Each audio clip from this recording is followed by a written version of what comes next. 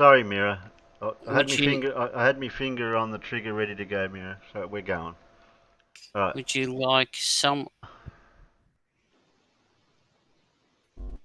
Actually, this guy looks pretty new, Yeah? and it's only 2 minutes long. I don't know who this is. Just give me a moment. Hmm?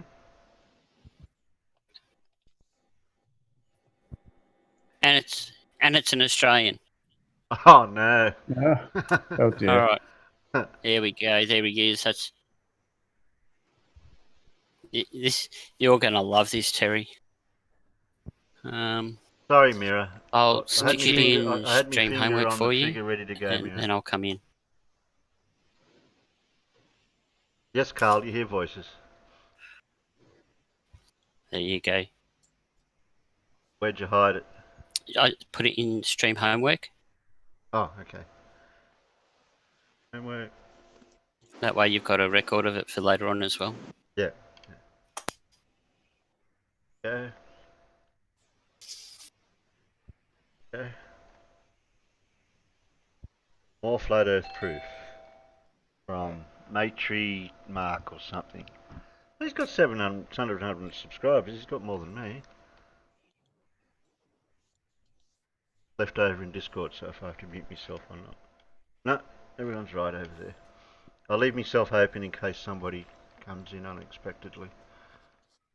There. Who we got? Farmer, Pip, Gravity, Mip, and Peter. Okay, who's this guy, Gravity? You have to find out. Oh, how am I supposed to do that? He's a science guy. He is a science guy. Okay. Yes.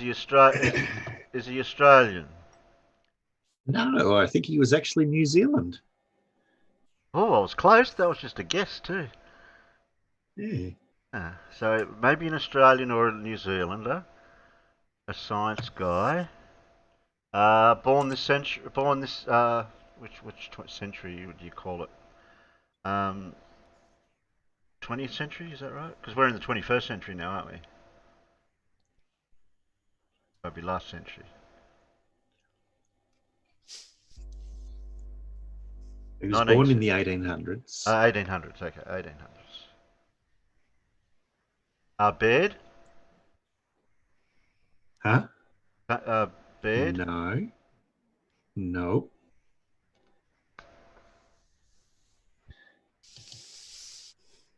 Yeah. It's gonna be hard.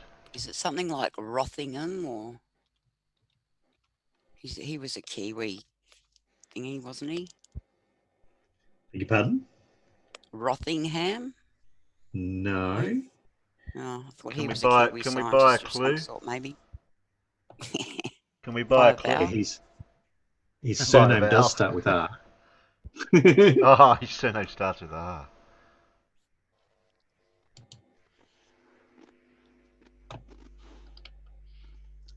Yeah, I don't get to talk with Renford. playing to work much anamorphic. He was a Nobel Prize winner. Oh, that still helps a lot. I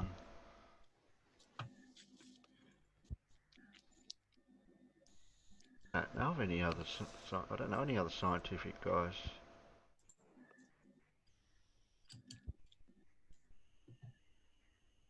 Even if I guessed what field of science he was in, it probably wouldn't have helped even. Mostly physics, but he didn't win his Nobel Prize for physics. He won his Nobel Prize for chemistry. Rutherford? Yes. What's his first name? Yep. Crap. Oh, wasn't he in Genesis? I remembered the R. I mean, give me a break.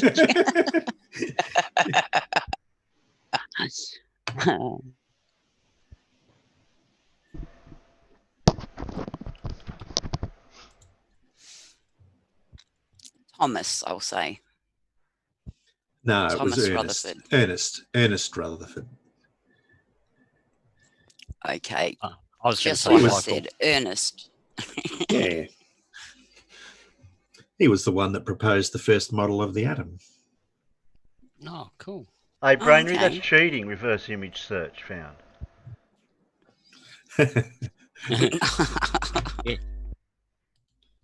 Yeah, screenshot said no. Mm.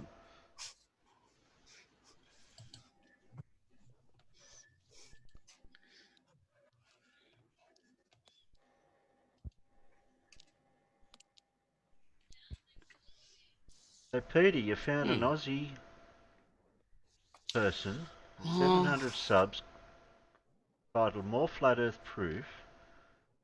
He's Go a to his bit channel. special too, I think. Say now. Videos he's got. And apparently, this is an educational video. That's what it's down as in his YouTube. Likes. But he's still got more dislikes than he has likes, and quite a few. Just under this video in particular, he's got.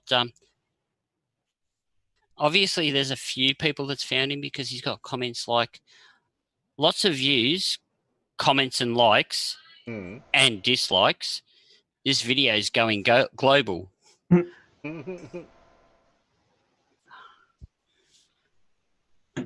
the toilet paper and COVID stuff there. But before all that. Back in the 1990s, an airline pilot told me the Earth was flat. And he's got more. Must be those damn Masons for something.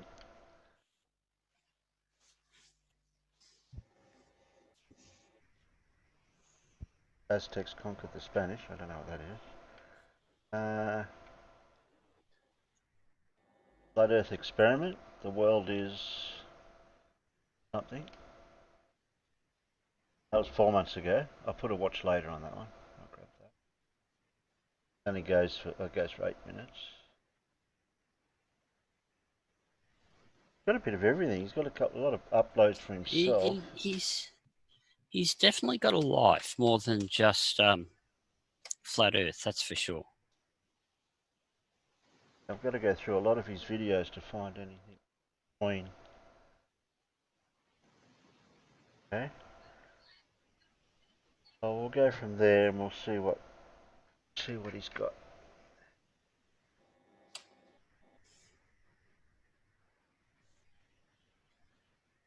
Say now. Go back. Good bloody morning. Okay. Here we go.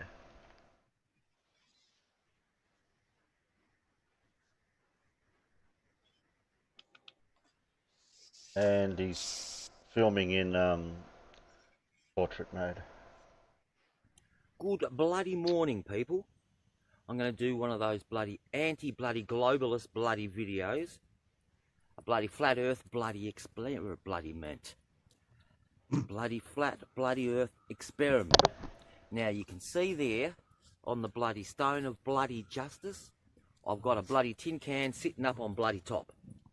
And I've got me bloody slingshot. It's a bit frozen this bloody morning, so I've got to stretch it out a bit. You beautiful. Yeah. And so, the bloody experiment, you see little Charlie down here? The bloody experiment goes like bloody this. I've got the bloody slingshot over this bloody distance. It's going to go dead bloody straight. And I'm going to aim at that bloody can up bloody there. And so, I aim a straight bloody line at it. If I hit it, it's bloody flat, isn't it? The bloody world's bloody flat. And if the little marble goes over the top of it... Anyone got a counter on how many bloodies he said so far? Every other word, I think. I've run out of fingers and toes. Globe, doesn't it? Because the curve, see the bloody marble is going to go dead bloody straight. My finger here will say is the, geez, bloody Charlie's in a bloody funny mood. So it's going to go bloody straight and hit it. Bang, flat earth. But if the earth's curved, the tin bloody can's going to be here and it's going to go over the bloody top, isn't it? Bloody logic. So we've bloody got the bloody slingshot, bloody loaded. Charlie and Belka are going bloody crazy in the bloody background. So let's bloody see, is it bloody flat or are the globalists bloody correct?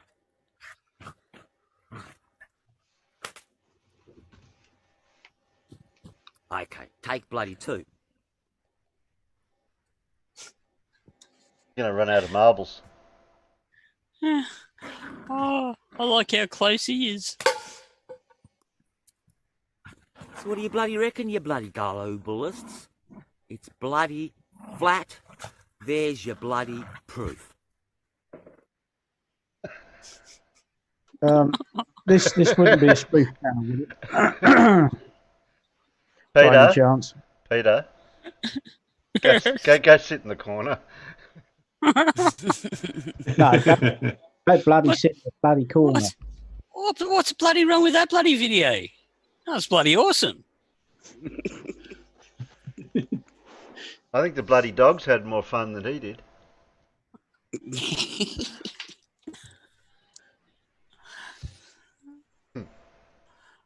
I'll grab just to get a double taste. I'll grab the other one. I'll hide that. Watch later.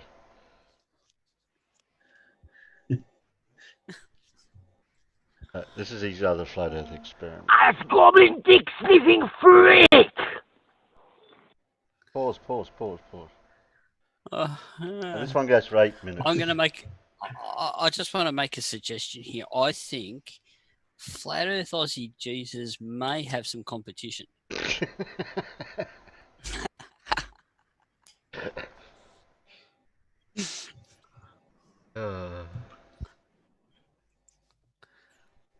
So bloody's the new 4, is it? Oh my goodness. It's almost like he wants to swear but can't. So he uses bloody. Yeah. I don't bloody know. Well, that's my bloody theory there. As long as you don't bloody say the F word. Flat. Whoops. Sorry. Yeah, that's a 4-letter F word. Mm. There we go. We've got 8 minutes of... As goblin dick sniffing freak! Dobro to everyone else other than the dick sniffing ass goblin. Now that this is out of the way, today we are going again, once more, to prove the Earth is flat. Yes, most definitely, my friends. You remember the last time we proved Earth is flat? We used the Antifa Extinction Rebellion fellow, and we put him in the trebuchet, threw him high in the air, and he then observed the flatness of the Earth. But as he come down, he has landed quite heftily on ground and has died. So it's a successful experiment in two ways.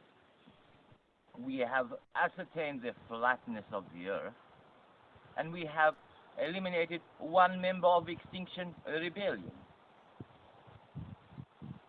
So today, we have another similar flat Earth experiment. Hello, beautiful dog. Do you like my new chair? Up. Up, up. Come on. Up, up. It's a very big chair. It fits many beasts. Yes, good girl. So, to continue with the flat Earth experiment. The last time we have used Antifa Fool, who has no knowledge of anything, and so is a failure. So, well, we did learn the Earth is flat, because we already knew it. We did not disprove it, so it remains flat. So today we shall elaborate and I'd compound like to know what our he's. knowledge of the flatness. I'd like to know what he's So smoking. rather than use a useless idiot, we have gone to the employment service Tree to bark. get cosmonauts. Now, I have said to them, I wish to have someone with aeronautical experience, someone who has flown supersonic jet, someone with knowledge of cartography and geography. And in the employment service, they say, this is no longer dark age. We choose the person for a job on diversity. Diversity. And so they send to me, they say he's very, very well qualified. Well, they would not use the pronoun he or she in the employment service. They say that this entity they send me, for they would not even wish to use the word person, for it could be undiverse. They say this character,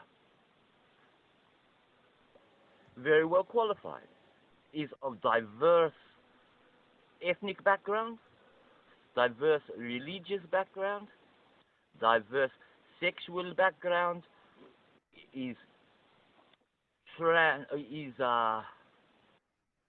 pansexual, is trans species, is disabled, and this very long list. I cannot remember all of the diverse things on it, but this is who they have sent me.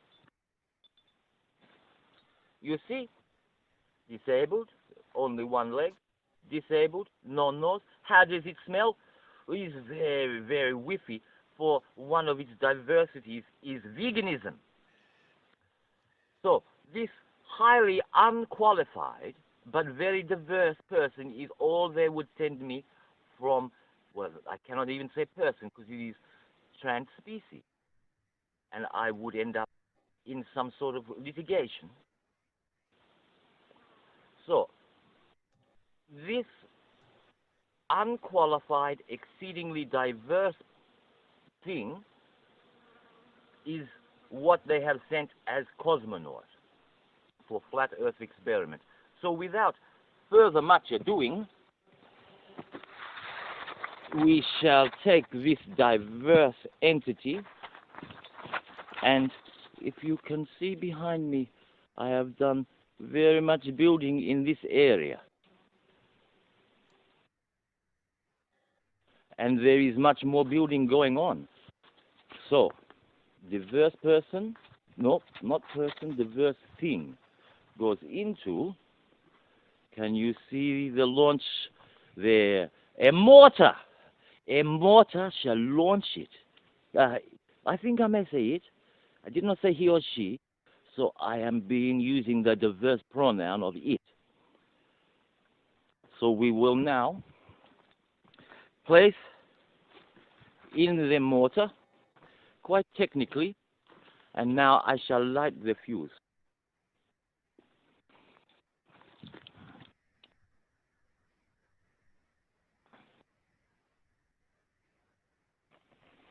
There.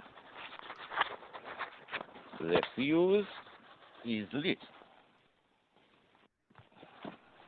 Now we must step back. Do we have it in view? Yes.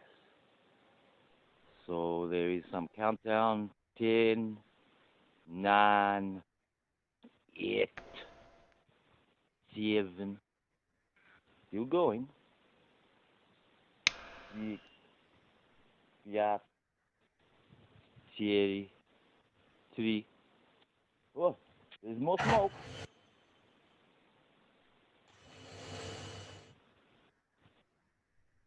It should have gone kaboom.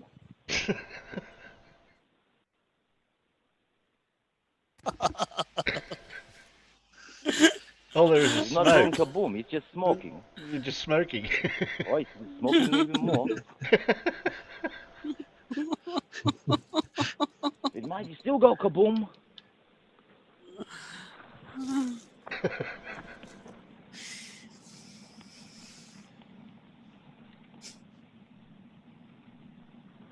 There's lots of flame. That's a bit. I thought he was going to make a mortar or something explode. But it hasn't really launched it, has it? No. Oh no. Yeah, the teddy's burning. See on Yeah. the screen, there it is. You can have a burnt teddy Is that bear. it?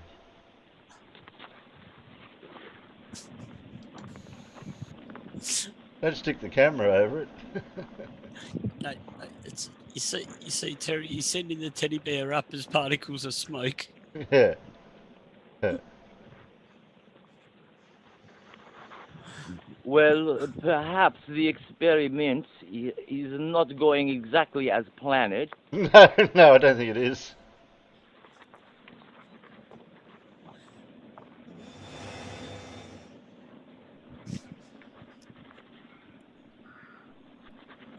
Dora said a moment of silence for Teddy, please.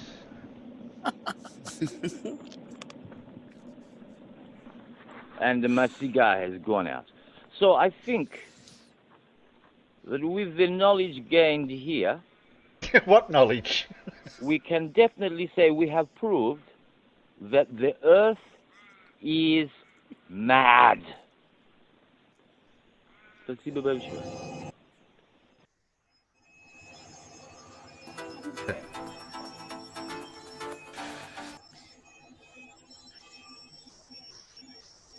Oh dear. Anybody want one more? What the hell was that? Sorry, I'm late, but what the hell? we found a new flurfer. No, I don't think you have. Yeah, right. Thank you. I don't think you.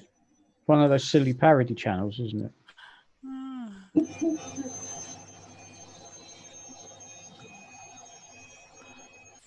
Oh dear. Terry. I've got it. Yeah. Don't worry. My brain just not quite caught up yet. Yeah, poor teddy bear. Yeah, poor teddy bear. Moment of silence for the poor teddy bear. Oh dear. I think it was a mercy killing. I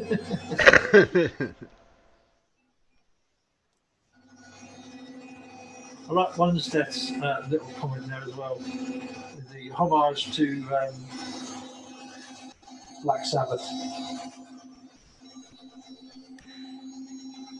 Oh yeah.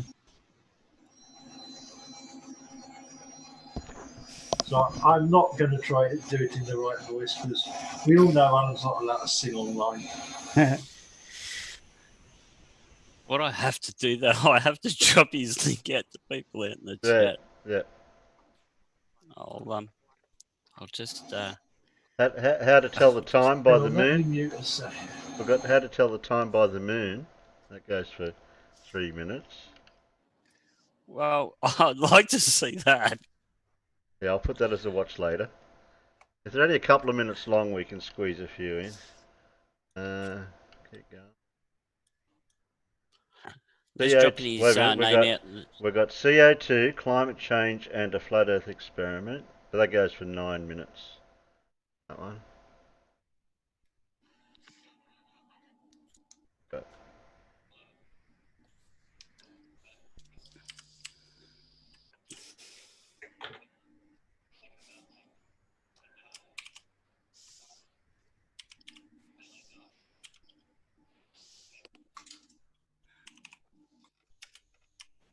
Yet I made the news again, this time for the right reason. Only was on the TV.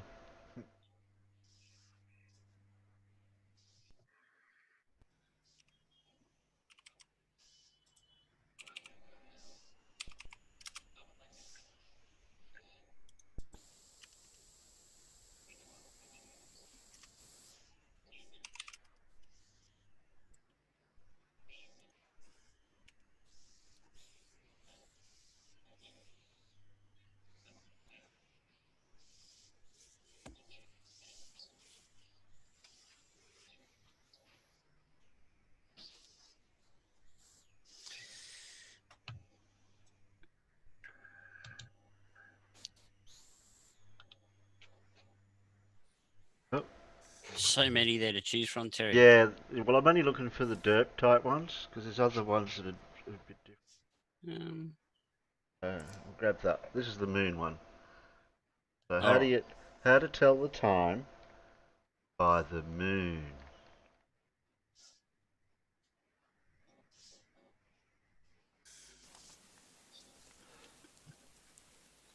Dobry wieczór. Mój uroczy drug. So it's my mum's birthday. I'm just here by the fire, by myself, after everyone's left. And I'm down at the new area I've been building. There's a few lanterns. I can see them as little dots on the screen. And there's a few dogs. And there's a beautiful half moon. I'll have to move. There it is through the trees. And it's just a little over a half moon. And it's coming close to the zenith. So I'm going to say it's about 8:30. I should have looked on the phone when I picked it up. But you can tell the time. Oh, the moon looks full on the screen to me. Wonder if you see it as a half moon. But you can tell the time by the moon, just as easily as by the sun. The sun's definitely the easiest, isn't it, though? When it's at the zenith, it's 12 o'clock. It rises at dawn. It sets at sunset. Well, the moon has its habits too. The moon, on the full moon, it rises at sunset. Oh, yes, at sunset. And it sets at sunrise. And when it's at the zenith, it is midnight. And now with the half moon, and it depends which half, but we have the waxing half, and we're just a little over a waxing half. So that moon, it rises at midday and sets at midnight. So have I got my calculations right? Yeah, it should be about 9 or 8:30. We're not quite at the zenith and we're a little bit over full, or over halfway. And then when it's the other side, at the other half, it, I'm confusing myself. I'm thinking too much. Stop thinking. I've drunk half a bottle of Stone's green ginger wine. I shared it with my mate Mal. And a bit Sure of he's not wine. related to Flat Earth Ozzie Jesus? So my brain's a little bit out. Possibly. There's a word that I'm trying to say starting with A. Addled. That's it. So when it's the other half, it rises at midnight and sets at midday. And so, knowing that, you apply the, is it just over half or is it just under half? Is it, when it's a new moon, it sets at sunset and rises at sunrise, but you can't see it. So it's there, but you don't see it, if you know what I mean. So anyway, have I confused you? That's how you tell the time by the moon. I don't know if I'd use the word confused. Did anyone work it out? Oh, did he actually explain something, did he? I missed that. I'm not going to repeat it. Okay, please don't. That's because you can't. I'll be honest. Did he explain something, it was correct as well, I think. I'll be honest. I was waiting for him to turn around and do the old bushies trick where you take your wristwatch off and you put it into your hat, and then as you look up to the sun or the moon, you hold your hat above you to shade you from all the light so that you can squint at the sun or moon properly, and you look at the time at your clock inside your hat.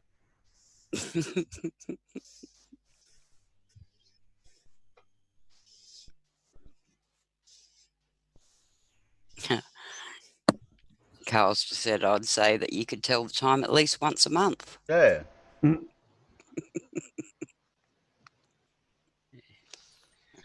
Yeah, Death. No, he didn't. I don't think. Well, it works because at a full moon, as long as you know when the moon rises and sets, you can work out when the zenith is. So yeah, you should be able to work out roughly what the time is. But you need to be able to remember that stuff. So I'd just like to say this. If you can see the moon and it's bright and it's dark all around it, it's night time. Yep. And if you can't see the moon very well and it's bright, it's daytime. This is the old using a bit of seaweed to tell what the weather is. Yeah, if you hang it outside and the seaweed's wet, it's raining. That's right. Yeah. Well, what is it? The Weatherstone or whatever they call it as well. If the old stone that's hanging by a piece of string at the front porch, if the stone's swinging, it's windy. If the stone's wet, it's raining. If the stone's gone, it's a cyclone.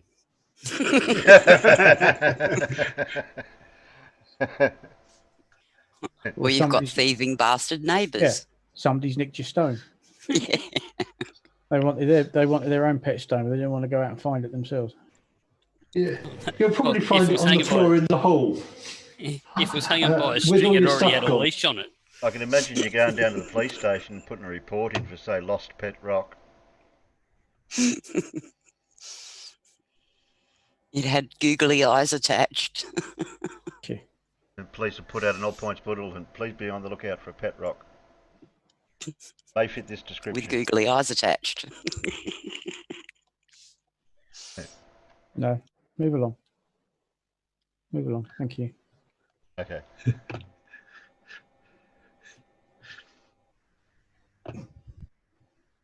Are we going to do a quiz tonight of some description?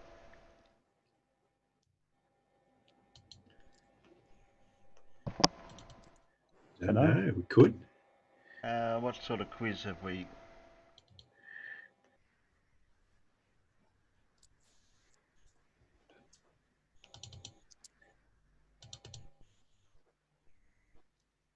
Where you find them? That's the thing. I've looked up trivia questions before. Try quiz questions. How about that? Right here. 100 general knowledge pub questions. Test your friends. Tried that one. I've got some more funny headlines for you today too, Terry. Oh, goody.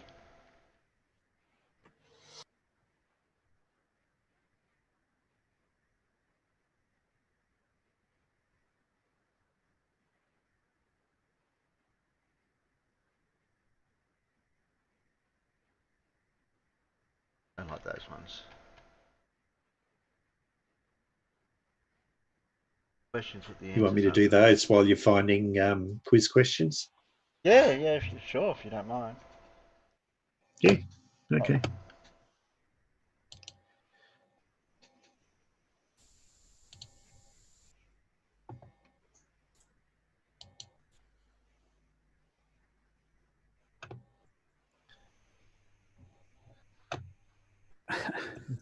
Okay, funny headline time. So the first one we have for you is county to pay $250,000 to advertise lack of funds. Yeah, sounds a bit like my local council. Yeah, I wonder why they've got a lack of funds, hey? Yeah, I wonder why. My local council are completely and utterly broke, and yet somehow they found the money to build a completely brand new from scratch headquarters. Yeah, it's a bit like that here too. So even though they had no money, they have even more no money. Yeah. Right. Midget sues grocer, cites belittling remarks. Don't you belittle me, but yeah. but Oh dear. I like that. Best man left bleeding after being hit in the head by flying dildo. Yeah, but It's a wait. follow up. But read the bit at the Copyrighted bottom. Riley by any chance? Or Nathan Oakley? Yeah, could be, couldn't it? Wonder if it was a purple one. And wait until you hear where it came from. Yeah. Yeah. Porn star sues over rear end collision. Oh, she didn't see that one coming. Hey, What the hell was the delay? man with nothing to declare had 55 tortoises in his pants. Yeah, because he does that all the time. It's perfectly Yeah, normal. yeah. Don't know what the problem is. Man tries to open checking account with shotgun slung over shoulder. Well, he was obviously on his way to go clay pigeon shoot, and I thought, oh, I know what's the matter about. Maybe he wanted to make a deposit before he robbed the bank. Yeah. 17 remain dead in morgue shooting spree. I guess they were actually dead then. Hang on, we'll wait and see. They're still dead. Yeah. Lawyers back despite use of bug spray. Big bear bug spray. Yeah. Oh dear. Student excited. Dad got head job. That's an unfortunate headline. Well, at least she's excited for her dad. Yeah, good for you, Dad. Yeah, Yeah. that was money well spent. Man arrested after cops spot suspiciously small package in his undies. That's very personal. Yeah. You've only got a small package. Yeah. This one I have to read. Right. Elementary mistake. Sir, last weekend the drive up to London was improved by listening to a Sherlock Holmes audiobook in the car's CD player. I was amused by my inability to follow the plot as closely as I would have liked and put this down to middle age. It was only when I arrived at my destination that I realised the CD player was on shuffle mode. Oh, dear.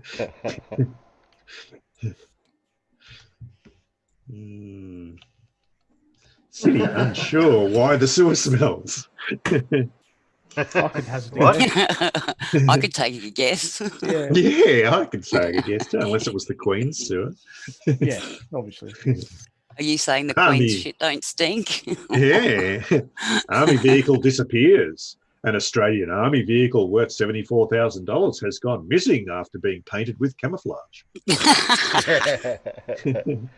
Police are seeking public help to find the four-wheel drive. Well, I'm sure I left it around here somewhere. Yeah. Freshman Tally makes best of her two soggy holes.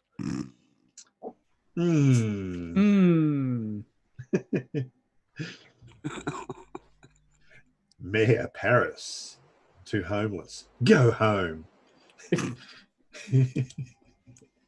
I'm sure they would if they could. Yeah.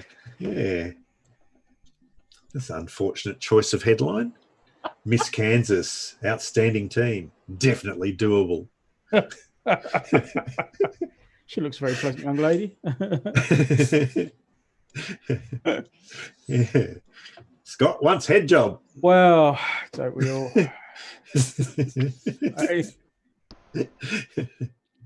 When it comes down to it, you know. Yeah. Fire crews called after smoke seen in sky. Turned out to be a cloud. It's a bit embarrassing, isn't it? Yeah. The cloud was there to see if there was going to be a fire. Yeah. Cow struck, killed by milk truck. A truck that carries milk struck and killed a cow Sunday. Oh. Zombie-eyed woman dressed as a pig in swimsuit busted for driving under the influence. Yeah, under the influence of something. Bloody hell. Yeah, that's right. Christ almighty. Fisherman arrested for using wife as shark bait. Oh, And she wondered why he kept calling her chum. Drunk woman steals a ferry and yells, "I'm Jack Sparrow." Well, at least she was in character properly. She was drunk. Yeah. I should never any rum. She wouldn't have got very far if she had stolen the Reedham ferry, which is just up near me, because it's a chain ferry. You can only go one. You can only go one of two directions. Oh right, yeah, back or forth. What you got to read this one? Why men shouldn't write advice columns. So, dear John, I hope you can help me. The other day I set off for work, leaving my husband in the house watching TV. My car stalled, and then it broke down about a mile down the road, and I had to walk back to get my husband's help. When I got home, I couldn't believe my eyes. He was in our bedroom with the neighbour's daughter. I am 32 and my husband is 34, and the neighbour's daughter is 19. We have been married for 10 years. When I confronted him, he broke down and admitted they had been having an affair for the past 6 months. He won't go to counselling, and I'm afraid I am a wreck and need advice urgently. Can you please help? Dear Sheila, a car stalling after being driven a short distance can be caused by a variety of faults with the engine. Start by checking that there is no debris in the fuel line. If it is clear, check the vacuum pipes and hoses on the intake manifold, and also check all the grounding wires. If none of these approaches solves the problem, it could be that the fuel pump itself is faulty, causing low delivery pressure to the injectors. I hope that helps. no, John. I hope that helps. I hope that helps.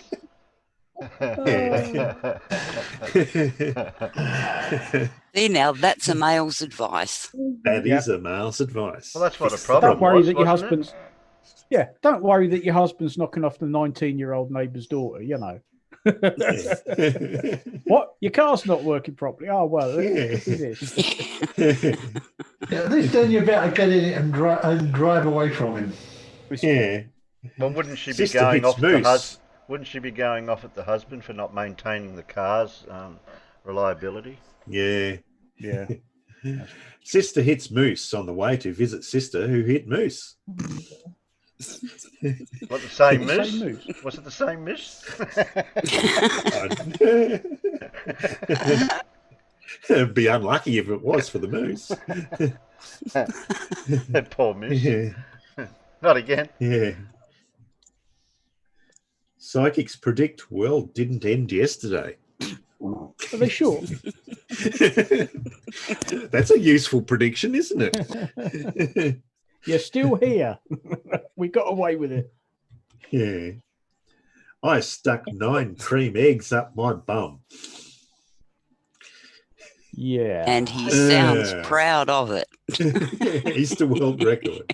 That looks so much like the Yeah. Daily Star here in It the does, UK. doesn't it? Yeah. Tits bouncing back in warmer weather. Hurrah! Okay. That's what we like to hear. Okay. Blue coal or grape tits. Yeah. Hey, look, tits are tits. Worker suffers leg pain after crane drops 800-pound ball on his head. Yeah, got a pain in his leg. He's got a pain in his leg, yeah. I kicked burning terrorists so hard in the balls that I tore a tendon in my foot. That's the car that crashed in at Glasgow Airport. The day before I was yeah. due to go to America. Bastard. Mm. Headline will go here. Blah, blah, blah, blah, blah, blah, blah. You forgot to write the headline. And he had one job. Yeah. Threat disrupts plans to meet about threats. Okay, a threat disrupts plans. Yeah. To meet about threats, yeah. Pollution threatens to kill the Dead Sea. Yeah, but it's already dead. There is no it's not ecosystem totally in there, dead, is there? though. No, there is an ecosystem in there. That's the point. There's a because of the high salinity, the ecosystem that's in there is really special. So you really don't want to go buttering with it. That's right. Ooh, I need to. Colon absorbs another pounding. Oh, Oh, that would have hurt. yeah. Yeah, that's not a very nice headline. Yeah. Condom truck slips. Tips, spills load.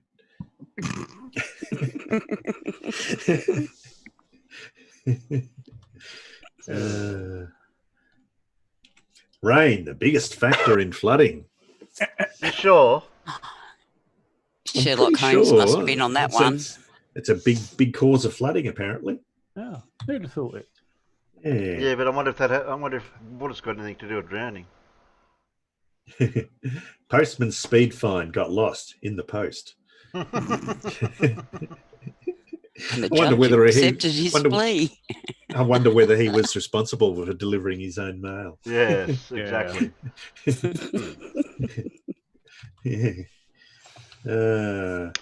Health officials. Pools, diarrhea, not a good mix. Oh. No.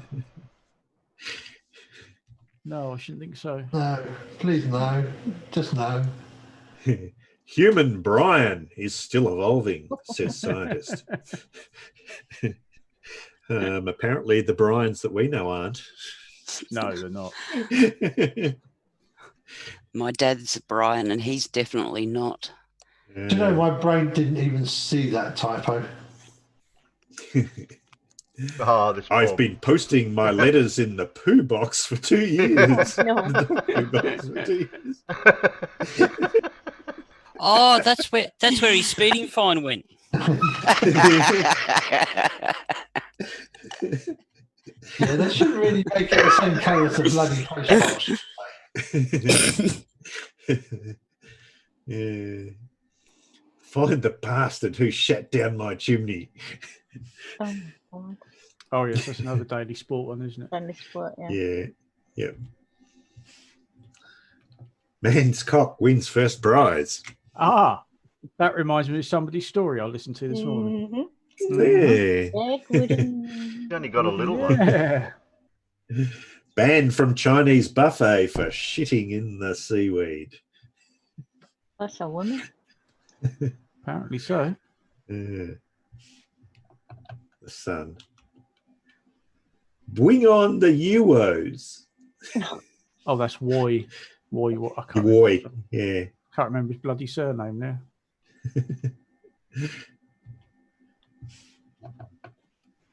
Cop makes arrest in bathroom after smelling crack.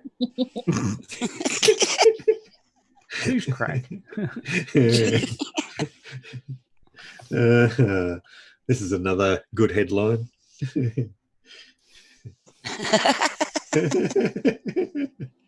We need the title. Hang on, I'll just bang some and we'll sort it out later. We'll sort it out later. Yeah. Get Google to read it. The editor will put a decent headline in there for me. Yeah. Editor, send it off. Sends it off. Humped to death by a pet camel. Oh. Have your camels. What a way to go. Coca-Cola apologizes to family for "you retard" on bottle cap. Oh, that's the special Flat Earther edition. What's the shape of the world? It's flat. Oh, you'll be wanting one of these then. So there you go. Yeah. DOE to do NEPA's EIS on BNFL's AMWTP at NEEL after SRA protest. Mm. What do you want to go back to the There you go. headline for, Carl? Department of the Environment to do national something because that's British Nuclear Fuel Limited, isn't it? BNFL. Yeah. Christ Almighty. NEPA. I think that's a new one. Oh, yeah. EIS, I think, is Environmental Impact Survey. Impact study. Yeah, Study survey, something like that. Yeah. Yeah. AMWTP, not a clue. Well, it says something. A nuclear waste incinerator is the first sentence. Yeah. Yeah. Anyway, that's pretty much an unreadable headline, isn't it? Isn't it just? Yeah. Puerto Rican teen named Mistress of the Universe. Mistress. Yeah. Man threw snail at car in street row. Take that. Slime you. I think it was a concrete. I think it was a cast concrete snail, though. I was thinking it was a real, I thought it was a real snail, and you could just see the snail going, whee! And there we go. There we have it. Back to Hey. the start. Thank you very That's much. all I've got for you. I'll So hopefully say you've got Carl- some. Yeah, Carl says, could you back to the cock headline? yeah, that's What's what I that? was wondering. He wants Go you to back go and back read to the the cock bottom. headline, please. Oh, I want to yeah. go back to the cock headline. Okay. Please, please. You did put please. Oh, that's way back. Oh, there it is. There it is. Oh, there you go. Ah, right. Read the bottom. It wasn't hard, says birthday boy. Stiff competition, close shave. This one is obviously a satirical. Setup. Yeah. I'd like a double entendre, please. Okay, I'll give you one. Yeah. The official party animal. There you go. Right, thank you. Still having problems with Yeah, these I see. questions. I think some links. There's 3. I think the bottom one's probably the best. Because all your answers are there. British nuclear fuels one headline reminded me of the bit in the comedy quiz show where they do the stuff in the newspapers. Have I got news for you? Have I got news? Yeah, that's it. Where they do the headlines from sort of trade papers, Yes. where they use all those sorts of acronyms in the headlines Yeah. because all the readers know what they mean anyway. Yeah. Like Pigeon Monthly and things. Yeah. Either that or it's out of Good Morning Vietnam. Seeing as how the VP is such a VIP, shouldn't we keep the PC on the QT? Because if it leaks to the VC, we could end up MIA and then we'd all be put out in KP. Oh, we've got quiz 160, round 7, general knowledge. I wonder what happened to quiz They're all One. on one page. or Just scroll. 1 to 159 and round 1 to round 7. We've got how many questions though? I don't know. 10 questions. The last link's a pub quiz. Oh, it goes down. So quiz 160 is first, and then it's got No, 159 down. yeah. Got to scroll down to the one before it. Because a lot of places put it newest first, don't they? Yeah. I The scrolled. link that says ready-made pub quiz. One I've got is ready-made pub quiz. I just scroll down to the bottom. Yeah. And then I'll do the bottom one first. Yeah, I hate places where the only options for ordering it is newest first or what we think is the best ones. Yeah. Yeah, I can't change it. There's no choice. No, I know. I'm just saying that really annoys me at times because you could. Both Twitter and Facebook keep resetting themselves to top rather than newest. Yeah. And I really hate that. It's like, who decides this is a top post? Just put things in sort of time order and just leave the fucking thing alone. Yep. Yeah, and if it's a flowing through thing, why do I want to read the newest comment first? Would I not want to read it in order? And only once I've read it would I then want to see the posts that have been posted after from where I've got up to. Yeah. Okay, these have got 10. These are 10 questions per round. Right. Not per round, per quiz. It's already up to round 7, so I don't know what happened with the others. Were you reading these questions before, Pip? on the other No, I quizzes. just clicked on them and I just scoot through. So yeah, they're kind of. I just wondered whether I should go back to the beginning of it and see if we can find quiz Yeah, one, do. round one, or Yeah. something. I didn't look. I didn't have time to study. No, I'm just looking now. Shit. Goes to that. Otherwise, we'll just work from here. Work that out later, because it'll take time to sort that out. A few rounds. We've got round. What did I say it was? Round.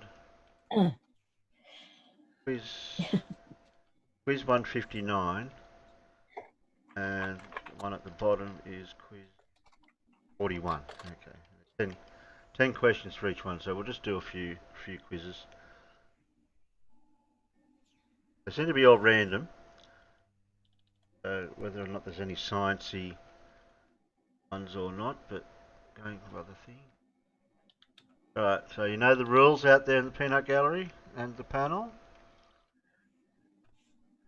And Nippet, you can't type it in the peanut gallery, you have to type it in here. I know, internal chat. Let me know out in the peanut gallery you're ready. We're still not gonna beat Pip, but you know, hey. I'm gonna see if we can come second. Yeah. Are you ready out in the peanut gallery? It's all right. We're going to get Terry to find all the questions about cars. Oh, great. Miss 1,000 word a minute typist. Yeah. Right, not with these fingers this week, no.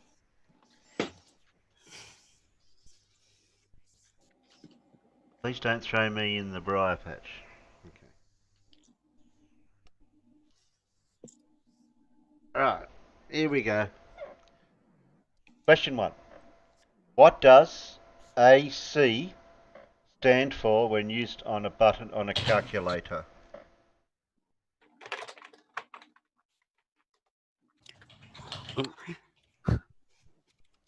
Yeah, too quick for myself.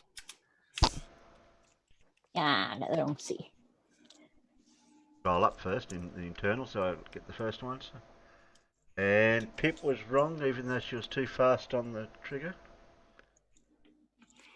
Sorry Pip.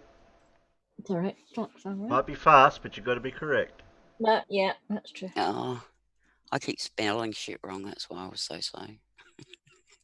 That's all right. Nice. For some reason, hey, come on. For some reason, I typed in all call. What's that about? Yeah. My fingers can't even do as they're told. How do I expect my kids to do it? Do you know what's really annoying is I almost completed typing alternating current. And I was going to And then he got to the end of the question. I thought, oh shit, no, delete that. yeah, I was going to do air conditioning. But nope. Oh, that's what I was going to put, air conditioning. Yeah, AC, air conditioning. Oh, Carl, looks like Carl came in first. And Colin. A lower calculator. all Hello, clear. calculator. Pip got all cancelled. Sorry, Pip. Farmer all clear. Peter all, yeah. Gravity all clear. Alan, Yeah. Alan didn't spell it right, so he's out. But yeah, okay. Mifford got it. Righto. I'm sorry, Terry. You can't bring spelling into it. That's not fair. Well, then Alan did it too, so he's on your side. All right. I put the wrong word in completely. Yeah, I know. Yeah, completely the wrong word. Well, it started with the right letter. Yeah. Righto. Next. Oh, this one's a number answer, Oh. and it's in. Oh no, I don't even think I'd get this. How many yards are there in a mile? Oh, Oh, geez. how are we meant to know? He's American. Well, I knew when I was about a 10-year-old, sort of. I think it was, and they changed over. God, I can't remember. So what is it? It's Yeah, 3 feet from you. just under a yard, to a meter. There's 3 1609. foot.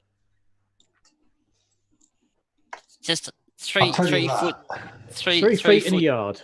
3 foot in a yard. and I think it's 3 and a bit feet to a metre. And that's almost as big as a metre. So. A yard is Say- 36 say- inches. 1.61 times by 3 plus a bit. I Oh, agree, no. John That's Rat. shit- Who Yes, cares? that's Who cares? one shit ton.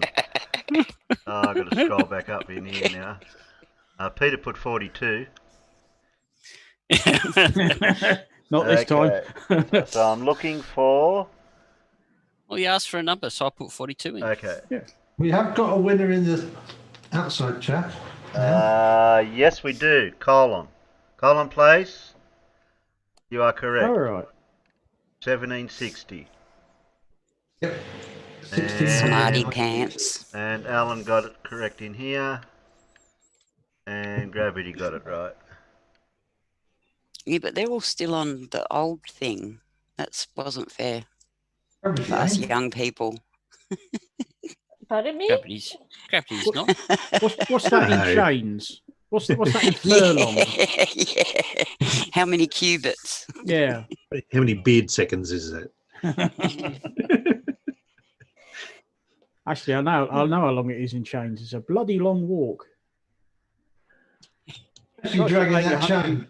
Tries to hang a Many, many links. 110 acre farm using a chain. Colin wants extra points for extra information.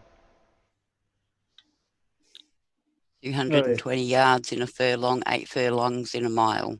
Yeah. And people said going over the metric was too confusing. Okay. Anyone know their Shakespeare? Does Now anyone, you know I like the GGs now. Yeah. who knows their Shakespeare? Some of it. Okay. In which Shakespearean play does the character of Malvolio appear? Malvolio. M-A-L-V-O-L-I-O. Oh, can't spell. Oh, you know what? I'm gonna. I'm gonna. Well, split it's my not, and it's not the bets one here. you're thinking of. It's not the common ones, because I'm not sure of this one either. No, they're all common. Everyone's used to put so far are common. One that's not as Well, we common. can only have one guess. Yeah, I know. That's the only clue I can give you. It's not one of the common ones that everyone knows. That gives me enough time to Google it. Oh, and you can't Google it either. I'm not googling it. No, Even though not- you just said not- that gives you time to Google it. Not Yeah. Merchant Venice, not Romeo and Juliet, not Midsummer's Night Dream, not Taming of the Shrew, not So Hamlet, you forget not something Othello. very important here, farmers. Not Macbeth. Mhm. I'd have to remember the name that Terry said. Then I'd have to spell it correctly. Yeah. I don't know what you said. Oh, it's that the one. word- No, it wasn't See, King I'm Lear. not going to answer because I've already answered it and I've Googled it. Not and, Beowulf. I should have guessed that one. Beowulf's Anyone- not flipping. looks like he's not getting Beowulf it. isn't bloody Shakespeare. He's not getting it.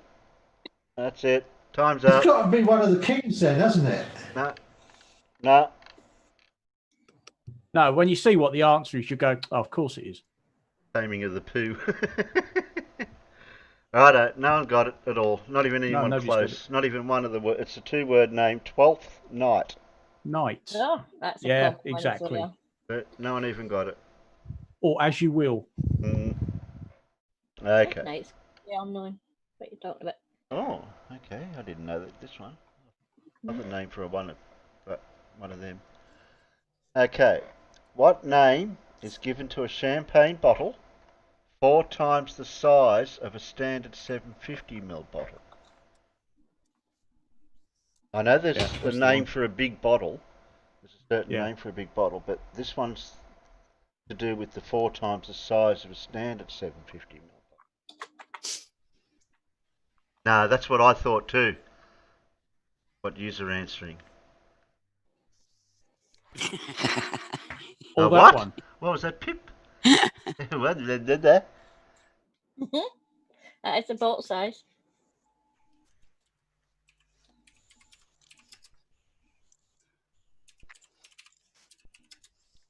Nope. Nope.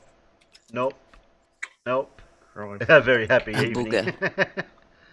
Nope, it's not Magnum. Can't Somebody stand the bloody stuff some- anyway. Nobody in their right the, mind. Somebody in the internals got it spot on, I think, Nobody even the drinks spelling. fizzy wine. Oh, no, the spelling's a bit out, but the word's right. No one? Absolutely awful stuff. No, No, no, no. Oh, Death, what are you doing back in this at Henry? What are you talking about? What? It's to do a 12th night. Where's Death gone back? He has to refresh the YouTube. I think somebody needs to refresh his stream by Henry, yeah, Death's a bit behind. Gallon, Krupp, didn't no. Krupp, they were If busy it's not making Magnum, then weapons. PI. No, sorry, Dora. Okay, looks like Pip. Did you know he was going to be Indiana Jones? Yeah, somebody mentioned that. Tom Selleck. Somebody with your name mentioned this a couple of days ago. Who did? You did. No, I didn't. Yes, you did. Maybe. I think so. Yeah, I got a good memory. I can remember those things. Well, don't I keep us in suspense. Tell I us said, which one it is. well, I was about to, but somebody cut me off. Okay. Shut up, you lot. I want to hear the answer. It was you. It was you that cut him off.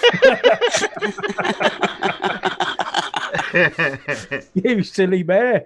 Okay, none of those answers in the peanut gallery are correct at all. And it started with a J, and it's a Jeroboam.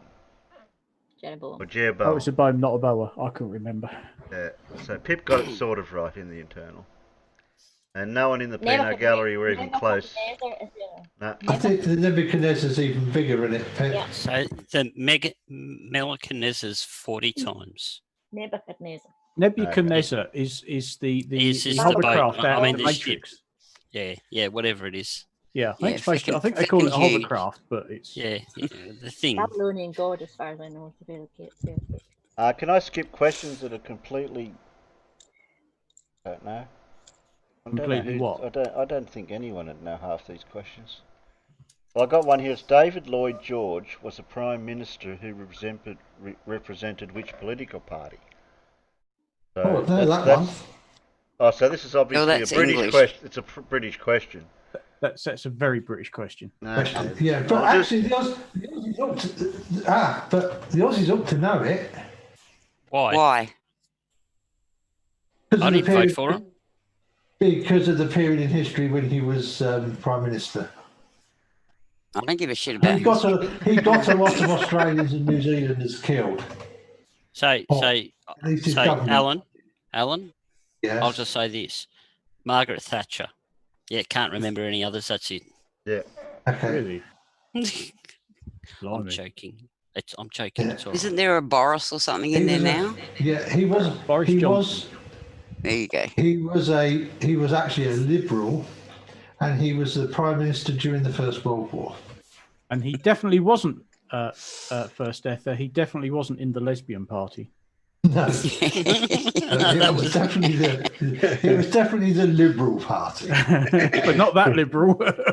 Yeah, they definitely weren't that liberal back then. John wants to know again. It was David Lloyd George was a prime minister who represented which political party? So John missed the question. He was the Liberal Prime Minister during World War One. So the only And answer, Latonia, Well, we're not cultured. Me either, baby. well, Gallipoli the only and all that. The only clue I can give you is it's either one or the other of the two main parties. No, but it's not anymore. No. So what that's are the they? thing. I don't even know what the two main parties are. The Conservative Party and the Labour Party, the Liberal Party doesn't exist anymore because it combined itself. It self-destructed. Mm. It split itself down the middle and became the Liberal Party and the Social Democratic Party, and then it became the Liberal and Social Democratic Party because they recombined. And I think now they call themselves the Liberals or something, but they're not really. I think they got like one seat at the last election. I remember them doing that on Spitting Image, and it was David Owen who was Yeah. the Democrats, and David Steele of the Liberals. Yeah. And David Owen said, I think the new party should be named after us two, and we'll take one name from each of us. So we'll take your name that's David and my surname that's Owen, and we'll call it the David Owen Party. And of course, David Steele was this little character who was only about 2 foot tall, and he used to sit in the front basket of Dame Shirley What's-Name's bicycle, I think. I can't remember. It's so long ago. Shirley Williams. That's it. Shirley.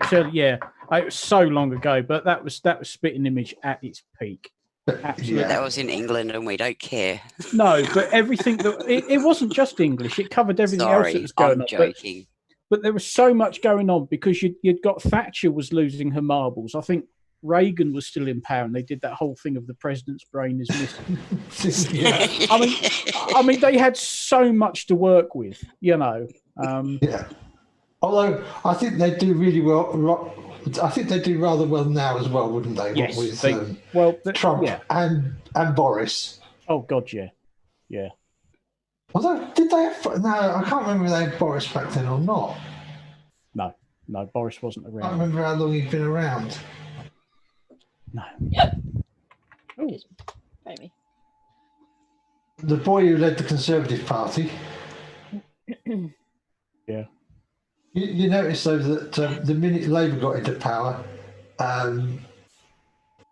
Spitting Image kind of just crumbled, didn't it?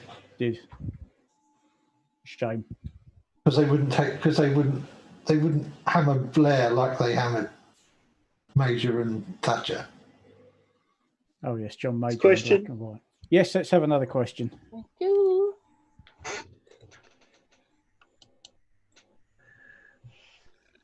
I was hoping the digressing would go just for another couple of seconds because I nearly made me cuppa. Oh, finish making your cup then, yeah.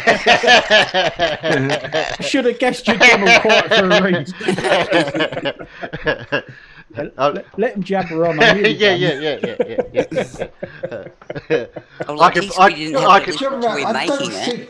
I don't think we're talking politics. We're just ripping the shit out of the politicians. Oh dear. It's handy when you can babble on and digress when I'm trying to tell you to shut up, but then sometimes I'm thinking, I can take advantage of this. Don't leave us talking about English politics again, Terry. Oh, I'm sorry. Yeah. I'm sorry. Oh, the answer was Or American politics, or Okay. any other politics. That was I was- the program. I was just about to pull out the vote on poetry. Sorry, my That was the program my that mute. got me to take an interest in Hello, politics. testing. Hello. I'm here. Am I? Okay. Yeah. Yes. No, you're over there. No. Well, so the answer was oh, Blue wants to get in. Wait a minute, I've got to answer the door. Oh. All right, now the answer was nothing what you wrote. Like liberal. Yeah. Who wrote liberal? Nobody wrote it, but Okay. I'll let you off with that one. Righto. Okay, next question. Oh, this is a Super Bowl question. Isn't that played over in that country where Yeah, what's that country? Yeah, that's they're played insane. Super Bowls. Those just No, as, yeah, as That place where they take guys and land them on the moon. Yeah, that's the place. yeah, the moment Blue comes in, there's a Super Bowl question. I didn't Don't plan answer this one either. I love how we have the large blue marble next to the grey marble at the bottom of the screen there. That's Zoom has laid it out rather nicely this time, hasn't it? Yes, it has. Yeah, but where's my blue marble? It's, I don't it's know. up in the top in the middle. Mine's the only one that matters. Jen, Next question, Terry. What? About the Can't, Super Bowl. why can't I digress myself? Jeez. No, come on. Do I have to stick to topic all the time, do I? I can't just ramble No, on and spout. Terry, What? don't forget. You Sorry. can do what you bloody like. Oh, I'm sorry, Farmer. Yeah, well, you can. You can do what you like. All right, okay. or, As long as it's what I tell you to do. If you want to get yourself muted, go for it. Yeah, I know.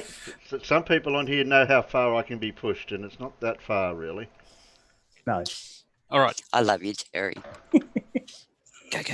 Question. Okay, next question.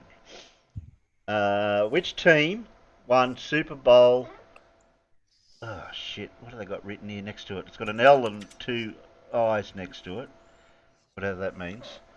The final of which 52. was played. 52. An L. Okay, 52. The final of which was played on February 4, 2018. Hey? Yeah, which team won Super Bowl 52? The final of which was played on February 4th, 2018. How are we supposed to know things like that? I don't know. even know what teams are in the Super Bowl. Ain't got a clue. I'm just making up names of animals because that's usually the Some of animals, an aren't animal they? name. All I know is that they're pretending very badly to play rugby. Yeah.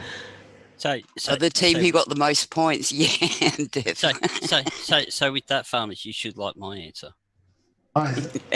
Yeah, okay.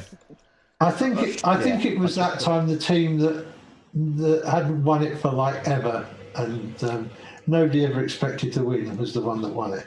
Yeah, Irish Stewart's got it. Yeah, nobody expected the Harlem Globetrotters to win.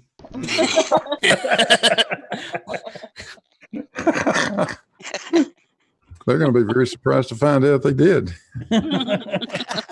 Cougars, San Francisco, White Sox. Latonya Cubs, says New England Patriots. New England Patriots. Patriots?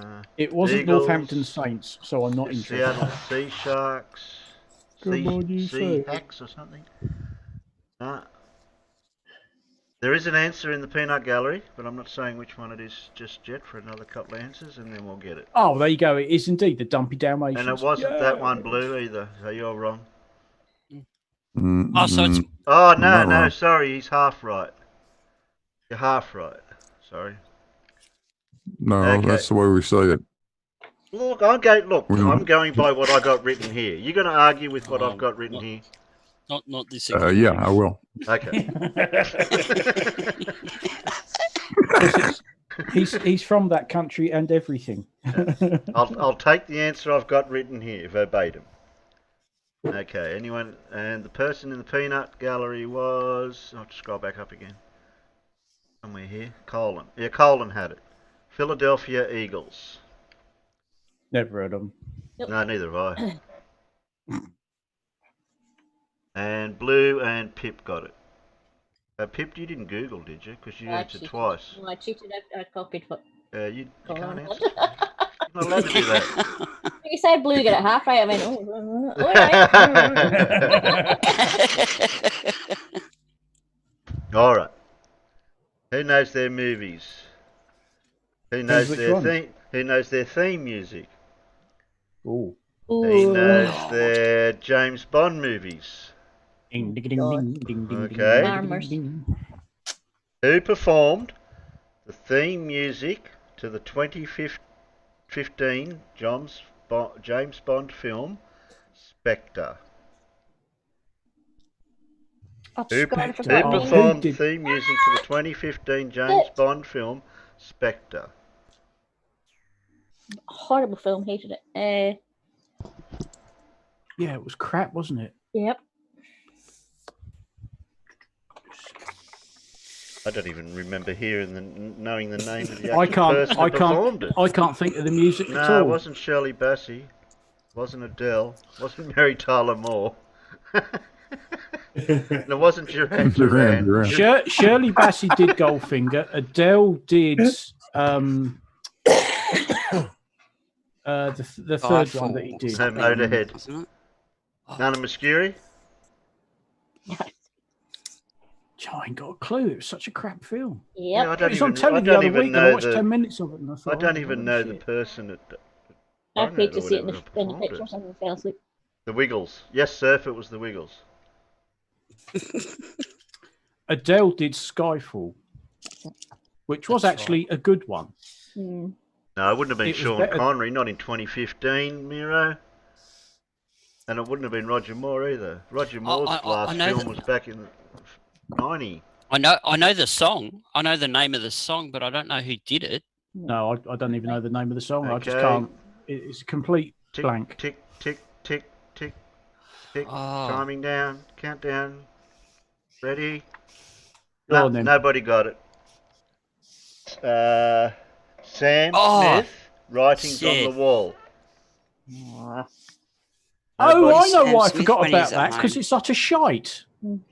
That's Oh, right, yeah. It was. Oh no, Sam got it. So, sorry, Colin got it. Colin again. Colin, you're not googling, I hope. Googling, You're getting a That few has right got to here. be one of the worst Bond theme songs I've ever heard, if not the worst Bond theme Okay. song. So Sam's winning so far Oh, out it's there, fucking coming awful. close behind with Carl. Who's keeping track internally? Who's getting a few right in here? Well, I'm not, because I've only got one so far. Okay. Well, I've got none, so that's a lot to count. I thought, oh yeah, I'll keep count. Oh, I ain't got much to count. I'm going to get a ribbon for For participating. participation. Okay. I'll be standing there beside you, Pete. Right. Well, I got a half on account of old Stevie Britches up there.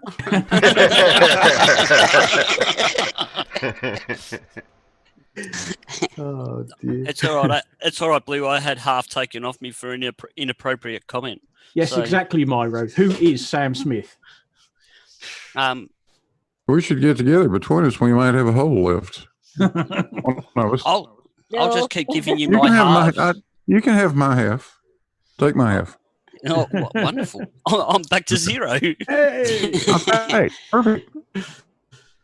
Perfect. Sam Smith, like an American singer or what? no, So- he's British. So Sam Oh. Smith. Hang on. If Terry really wants to, I'm I not don't know if making Terry a coffee wants at the moment, Peter. all right. So we won't worry about it. We'll do it later. It's do just it- that do it in Miro your- asked do in the it in chat. the spare time in between. Okay.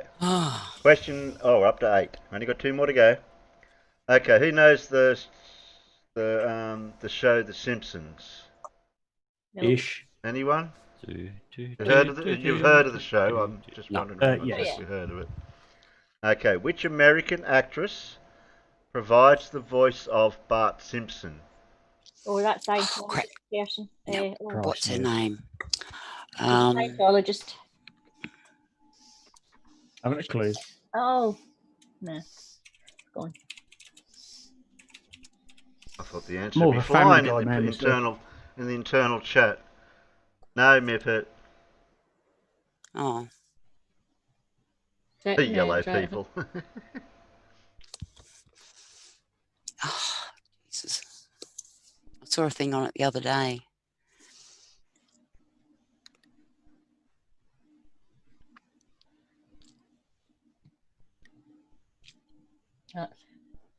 You didn't Google, Peter?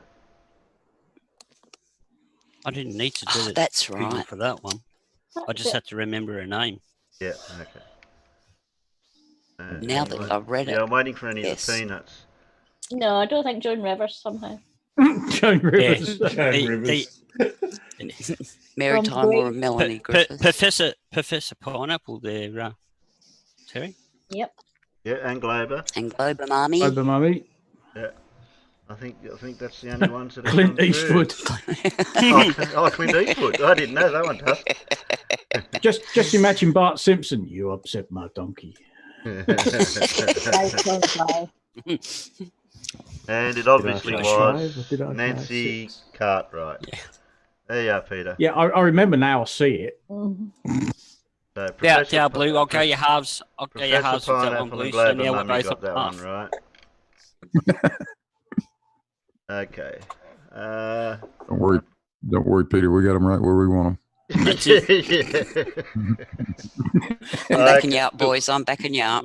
We'll lure them into a false sense of security. It's okay. That's right. We'll put the hammer down any minute now.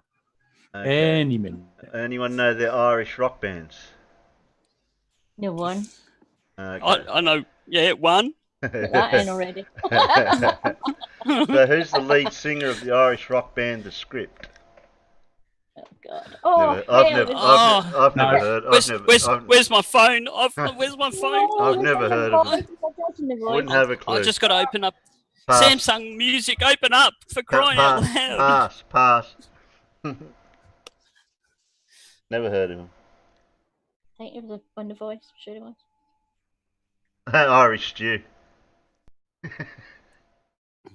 Where's Stewie? We'll tell him that. Pete Shea. Oh. Show your face. Show your face.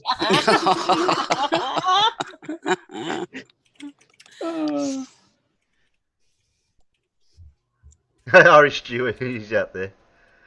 The truth is revealed.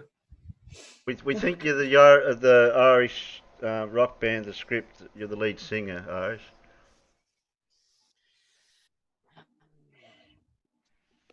Okay, no one's getting it by the look of it, and it's not Pete Shea. Well, I'll be honest. I googled that one. And it's not Elton John. I'm gonna No, it's not. Okay, his name is Donny O'Donoghue. All you had to do is think of an Irish name. Or his full name. Oh, His full name's- Colin threw it in just after I said it, so. His full Fart, name, Ted, Daniel fart. John. Well, I his haven't got full that name- here. I've only got Danny O'Donoghue. Daniel I thought it was in The Voice. John Mark Luke O'Donoghue. Okay. I just opened the Bible. It's also on The Voice. Yeah, I don't watch Yeah, that. I thought it was on The Okay, Voice. first It was one of the judges. Yeah. Okay, last question for this set. This one's just a wordplay type thing. Canine coding, as in CANINE, coding CODING, is an anagram of which popular TV show? Can you read that again for me, Terry? Canine coding. Canine, CANINE, coding, Yeah. CODING.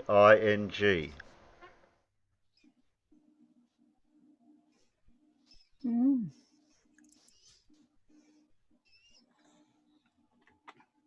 Don't know. And it's supposed to be a TV show, you say? Yeah, popular TV show. And it's popular Australian, popular British, popular American. I don't think no, it's not Australian.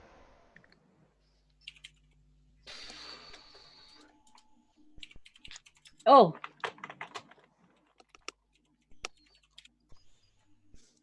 It's not cold enough here for it. Oh no, it's not that name. All right. Since when is that popular? Who watches that shit? We started it, didn't we? Really? Mm-hmm. My That's mother. like back in the day when I was still married. It was called Strictly Come Bath Time. We got it. We got Oh, no, that. it's not that. Looks It's like, oh, you're watching that shit. I'm off for a soak. It looks like Stewie got in first with Dancing on Ice, and Pip got Dancing on Ice. The There only we time go. I should be involved is when it's in your drink. I had to write it down so I could look at the letters. Can't Yeah. do it in my head. I wouldn't have got that in the month of Sundays. Dancing on Ice. What a load of old bollocks.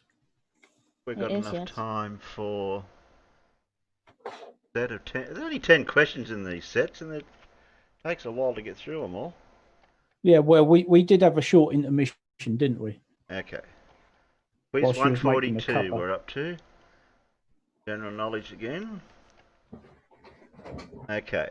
Which was the first single by Queen, the group Queen, to reach number 1 in the UK charts?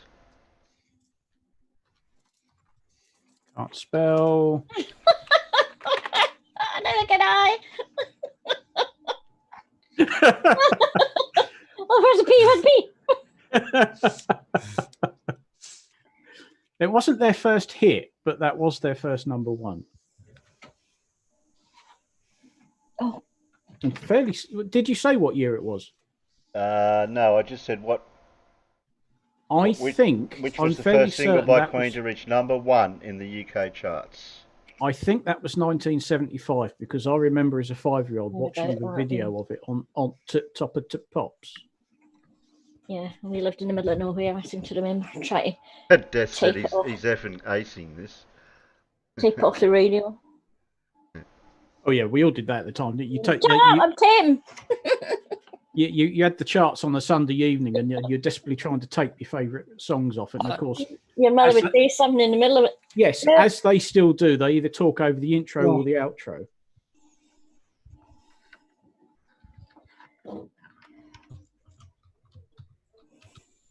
And before the advent of digital radio, there was a radio station I used to listen to out in East Anglia years ago, and it was called Classic Gold. And I can't remember what song it is, but even when I hear it on the radio now, at a particular pause in the music, I automatically insert Classic Gold, because that's what they used to do in the middle of the fucking song. Classic Gold. I'm desperately trying to remember what the bloody song is. Scrolling back up to who got it first. Looks like Global Mummy. Global Mummy got it right first. Bohemian Rhapsody. Surf got it right too, yes. I see a little silhouette of a man. Miro got it too. Who got it right in here? Nippet. Okay. Oh. That would be me. Thank you. Anyone know any personal Anyone know any personal details about the Queen? The Queen of England. Britain. She's old and wrinkly. Well, No, I'm a gentleman, Terry. Huh? I'm a gentleman, Terry, and you know, a gentleman would never tell. Okay.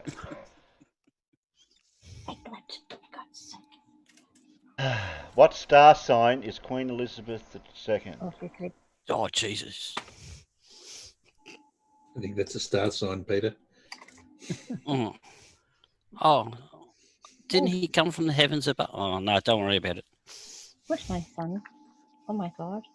I'm just going to take an absolute stab in the bloody dark. Oh, that's I've got clue. Oh, you've got 12 to pick from. Exactly, just pick one.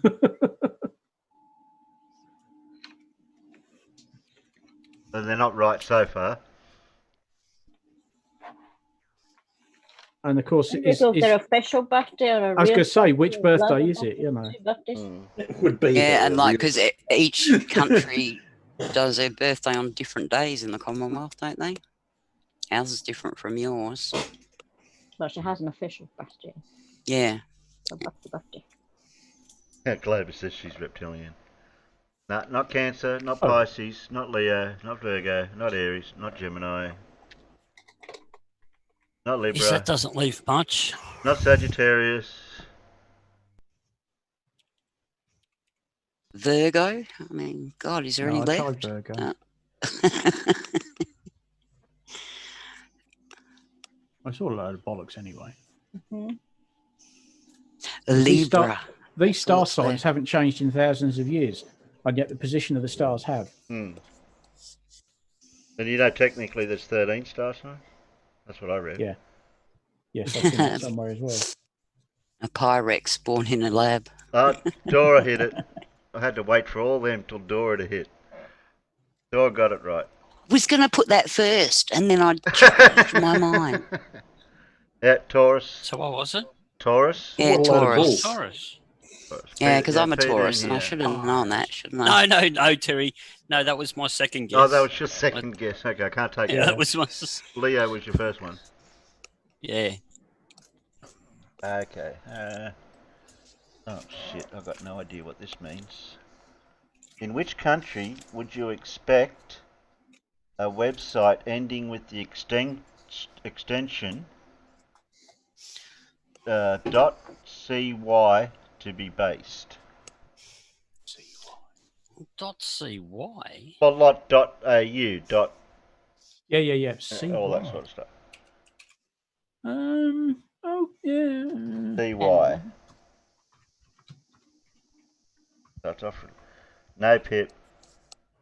Okay. I thought that would come under that, but yeah. Yeah. Probably right.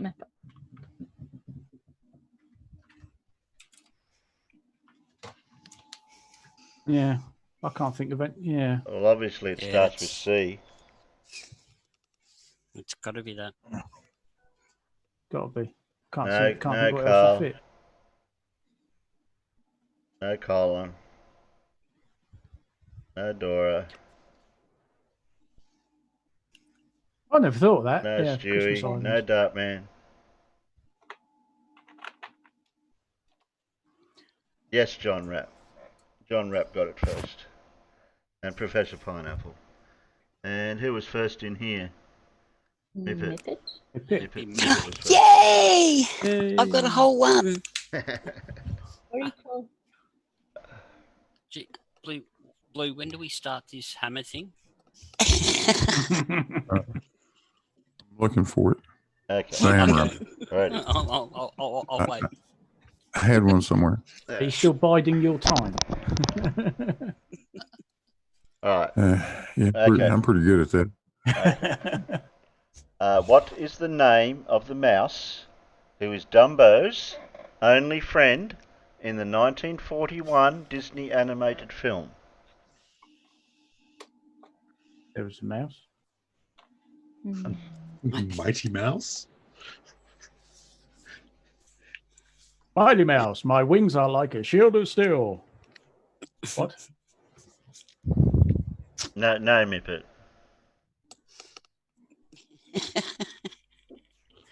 Well, that just sounds like a mouse name, doesn't it? Not isn't he the one who? Isn't he the one who spoke in class? Oh, Dora's close. Close, Dora. Today. Oh, wasn't that Stuart Little? Dora's very close. There's that hammer, Blue. Oh, Yeah, I found the hammer. Yep. Or is it hammer time? Can't No. touch it. Yeah, I'm just waiting for the peanuts.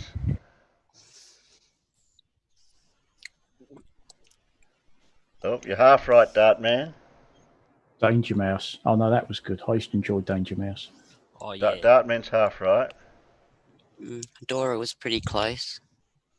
Stiletto, stop that rodent.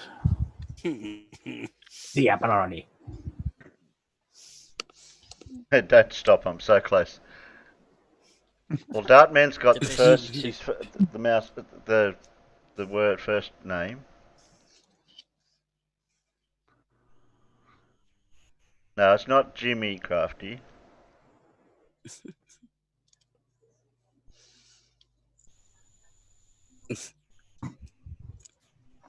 Don't stop me now. I'm having such a good time. You're gonna run out of time in the peanuts. Oh, expand on that, Surf. Dart Man had the Go right back. first name. Go back to Dart Man. Yes, Dartman. But Yeah, now put them together. I think Dartman might have it if he gets the last word. But put it all together, Dartman, if you get the last name.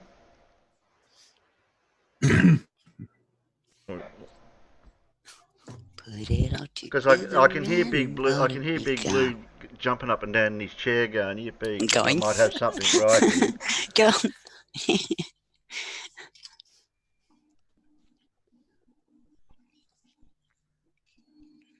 Oh, the suspense is killing me out in the peanut gallery. Oh, it's that 15-second delay that you know that's just happening. Yeah. Yep. Oh, Dartman goes, "Oh no, he can't get the rest of it." No, Surf, no. Yes, Tim. Okay. Oh, There it is. colon.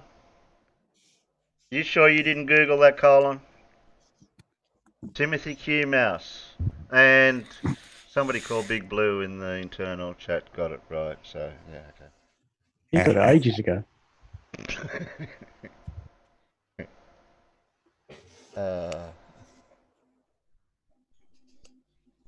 I could do an age joke on Blue and say, did he see that when it first came out? I think I did. Oh, shit. Okay. Oh, who's this bloke? Donald Trump. Heard of him before. What? In what year? What a In which joker. year was Donald Trump born? Who cares? He's a toad. Yeah, I don't care if you get this one right. Yeah, I reckon just skip that one. No. Internal? No. Close, but Oh. farmer? Too far. Nipper? Yeah, well, I hit return just as you said close. Some people are getting the right decade. So I'll give 1742. And you've never seen a man more decayed. 1896. Oh, 1948, John. I don't think that young, is he? Okay, scroll back up to see if anyone. Well, that still make him 72. Yeah. Oh, he was close. 666 BC. 1742, 1860, 1948. Well, the way he acts about oh, I don't know, 1989. Colin, did you answer twice? I'm not taking your second answer, Colin. Cheat. 1944. That's 3 guesses you've had. There's nothing wrong with that. He was bracketing. Yeah. Good way to hit the target. I've got a right answer in the internal, but as long as it's only one answer from everyone. Big Blue answered twice, so I have to take his first answer. I answered a lot of times. Which was wrong anyway. Okay, 1940. Oh shit, which is chat had stopped moving. Go on, got it. 46. Colin didn't get it right, but he got, because he answered 3 times. Global Mummy was close, 47. Who else was close? Interesting fact, Terry. He actually shares his birthday with my youngest daughter. Oh, interesting. Well, the date anyway. For her. Well, yeah, the day, not the year. So who technically got it right in the internal peanut? No. 43, 40, 53, 44, 44. Mama, Pip, Peter. Peter 46, okay. 46. That was after Googling it. I can't spell Donald, let alone Trump. Hey, Rocket, you can't. Look at what Rocket did. 141, 42, 43, 44, 45. Still not typed it. So if I Google it, you'll hear this, right? The phone I'll unlock the phone, and then all of a sudden I'll hit that bloody. Oh, it's not going to work now. No. Okay. And then I'll mute for a second.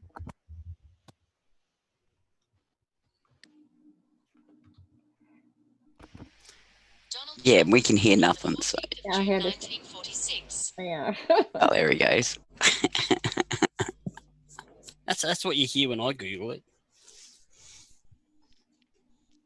Okay, yeah, so well, we'll keep our eye out for when you. That's technically an issue, because I can't tell how long it takes for you to Google out in the peanuts by the time you get the question from me. The time delay. And it's fun. It's not serious. Rocket said, I heard no rule about one guess. Well, I take your first answer.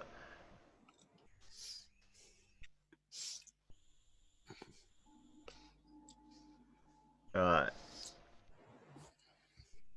Yeah, I missed out on Crafty's 1K special. Congratulations on 1,000 subs, Crafty. Yeah, I wish I'll get there one day, even though I've been on YouTube for 12 months or whatever, and I'm only up to 400 subs or so.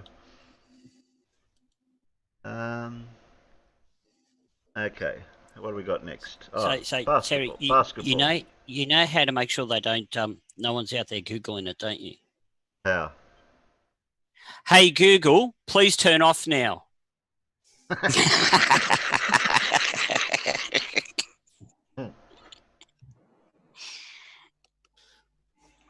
What? Making up the rules as we go again? No, I Of wouldn't course. I wouldn't do that, Rocket. See rule 1. Yeah, see rule 1. Yeah. Okay, basketball. Anyone know that stuff? Nope. Okay. How many players? Orange round ball. How many players may be on the court during a game of basketball? From each team or all together? Generally all together. How many players may be on the court during a game of basketball? Okay, I did team. I can see a couple of people in the internal don't know about basketball. Well, nothing about it. Silly bloody game, that's what it is. Know about netball. That's just as bad. Going from school. Scroll back up. Where did they start entering? Okay, Dora's the first one. But wrong. John Rapp, wrong. Surf, wrong. Per team. No, not what I said. I said how many players may be on the court during a game of basketball. Carl, no. It looks like Colin's first. 10. Who was first with 10 in here? Blue. Was he? I couldn't see blue. I have to scroll up for that. Yeah, 10 from Big Blue. And Gravity got 10. Who else got 10? Ivan and Miro. Okay. This is another British question, I think. Which was the first flavoured crisp to be introduced commercially in the UK, other than salt? Yum. I had salt typed in. It's a 50-50, isn't it? only if you're wrong. How do you eat those, Peter? What do Americans call those crisp chips or whatever?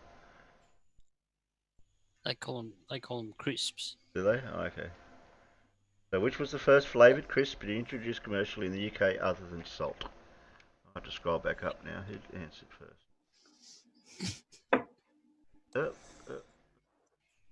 No, not pepper. Not vinegar.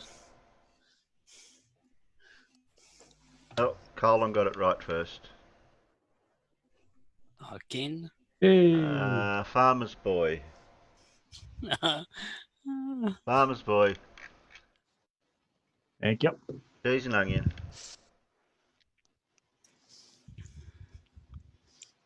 No rocket scientist, not sweaty balls. Ew. Anchovy and helicopter. Yeah, trying out hedgehog flavoured crisps. They're quite nice. Oh, this is a mathematical type, physics type, science question, or whatever you want to call it. Ask me for a hedgehog sandwich. Okay, how many degrees does each numbered section of a dartboard measure? Oh. Sorry, what? Repeat the question, please. Oh, I'm trying to do math in my head. How many degrees does each numbered section of a dartboard measure?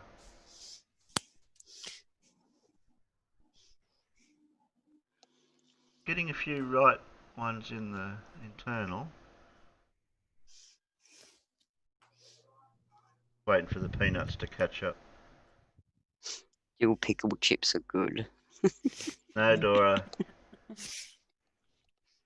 Oh, there it is. I've got to scroll up. Sable Eagle got it right first time. 18. And internally 18 came from Farmer. In which European country would you find the town of Duffel?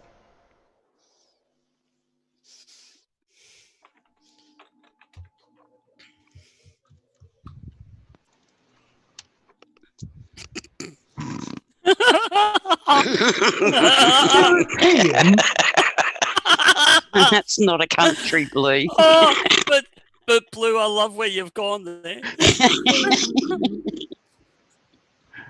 Nice. Duffel. Duffel, Baghdad. That works. Oh, that's my funny bone tickled for the night. Okay. Laura says next to Bruffle. Holland, no. France, no. Oh, Dora got it right. First answer. Next to Bruffel in Belgium. Oh. Well, she got Belgium right. Who did Belgium in here? No, Blue, it is not Baghdad. No. I think anybody, no, only did Belgium.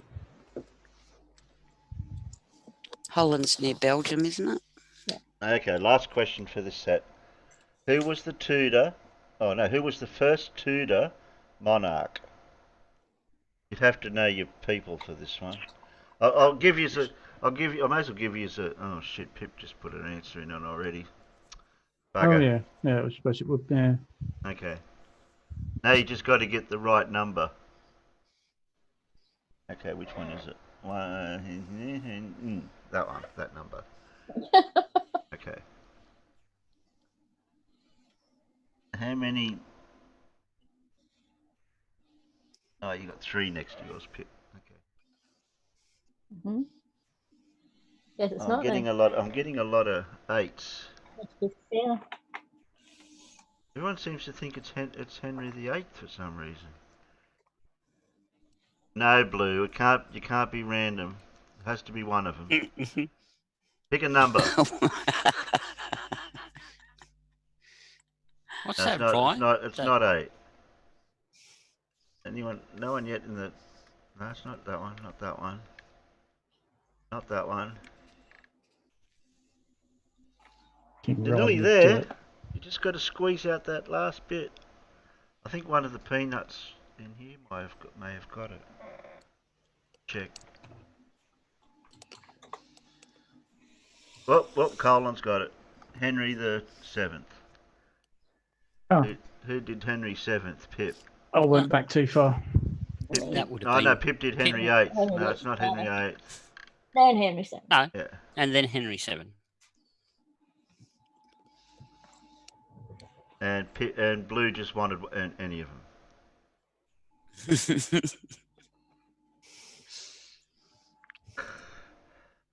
Henry the 7th. Okay, that was just it. Anyone want any more, or would we go for? We've been going for 2 hours.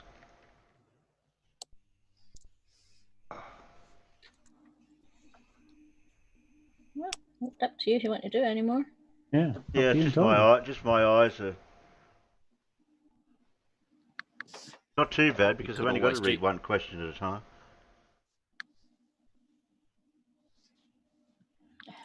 Okay, what questions are we up to? 2.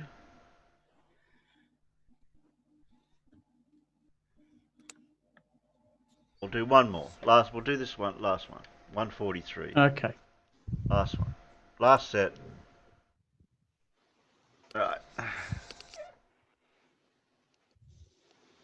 Pencils ready? Hands off Google.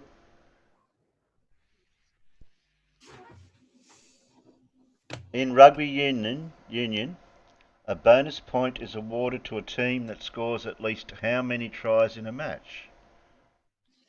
Rugby union, a bonus point is awarded to a team that scores at least how many tries in a match?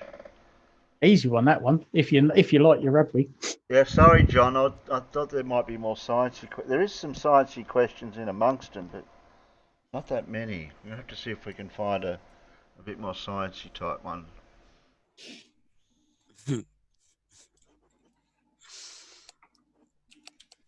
Carl, I'm so old, light bends before it gets to me. My youngest stepson, the Colts team he played in, 1 year, they scored one less than the maximum possible in any given season because they didn't get the bonus point in one match. Got to the point where other teams didn't want to play them. They were that good. It's scary to watch.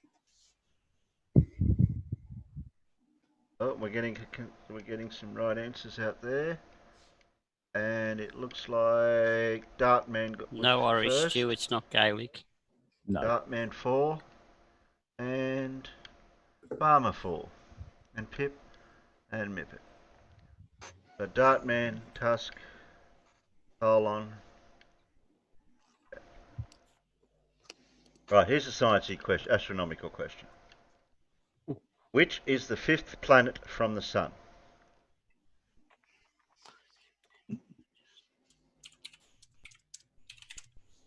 See, some people were quick in the internal. I think we got a consensus in here. I think we might have. Yeah. Okay, we're going to get a consensus out in the peanuts.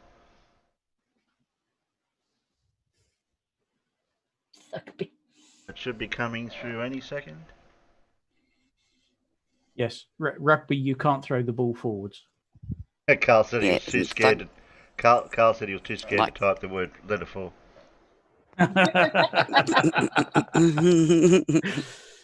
Oh dear. Oh, Surf put Pluto, and John put Saturn. Dora put Saturn. Pluto technically isn't a planet anymore. Oh, it's a. So the first answer it's a planet. It's just not a full one. No. Sable eagle, I think. Okay, the first correct answer is... What's that rhyme? My very earnest mother just gave us 9 planets or some crap like that. Just gave us. No, that don't work. No, that's what planet starts with G? Uranus between Jupiter and Saturn. Yeah, my very earnest mother. All you need to remember is the very simplest way is the TV series Third Rock from the Sun. Oh. And that's us. No, I agree with you, Blue. Pluto is a planet, but for some bizarre reason, they've now deemed it's a dwarf planet. It's still a planet. Yeah, I know. And you don't have to shout, Blue. If you've got a dwarf, I think he feels very strongly about it. If you've got a dwarf dog, is it no less than a dog?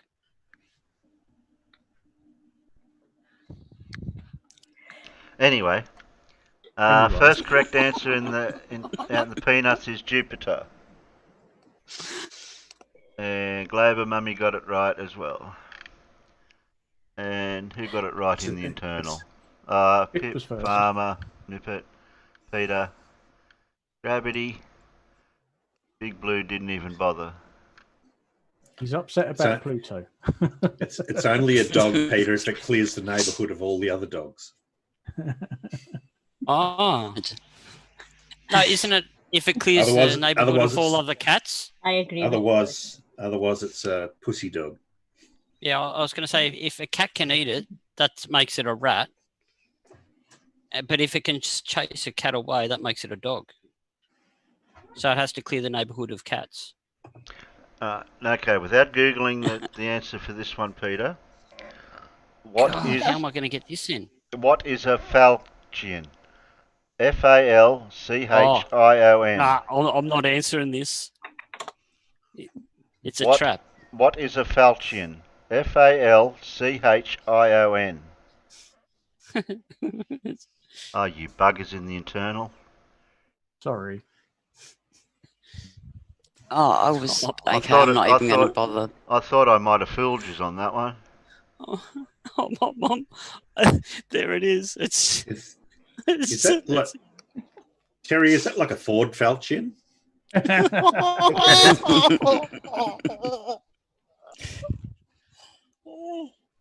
It's a double one.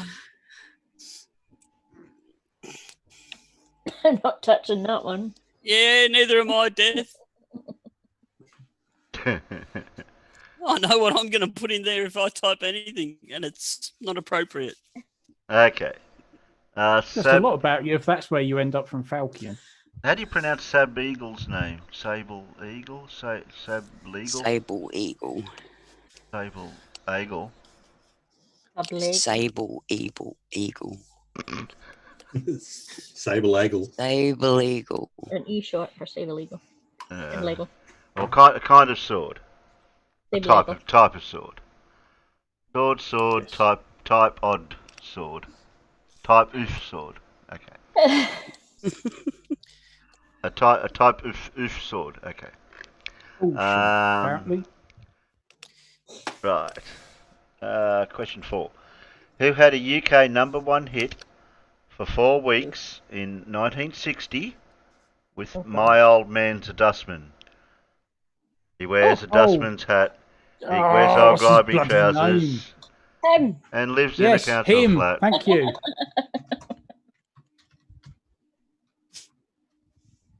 Him. What's his face? Him. Yeah. Yeah. That's the only bit I know I of could that hit song. my head and everything. Is Terry doing this on purpose never heard now? of What, that Colin? dude. What am I doing on purpose now? Come on, spit it out.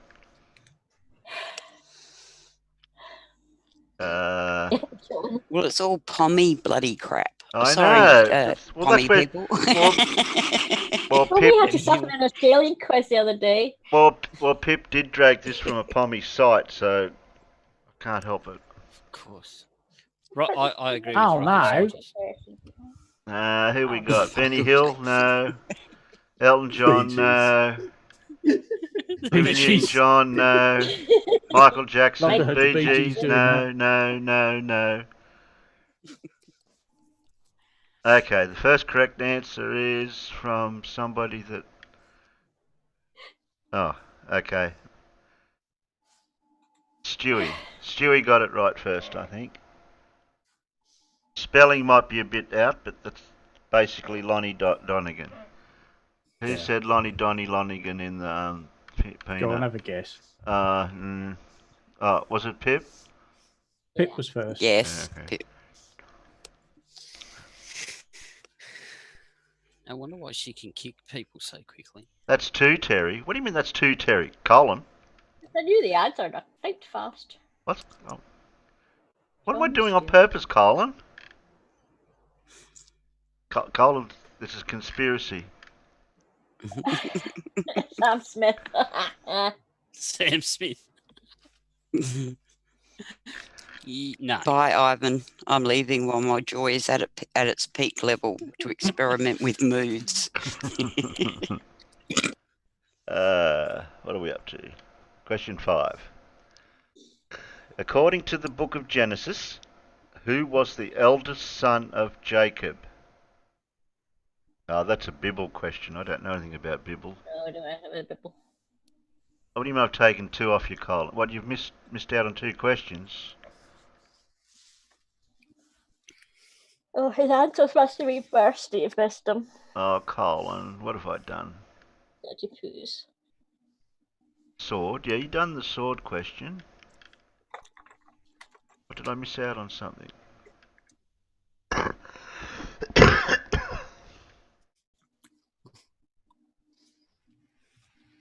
I've got you in my eye now.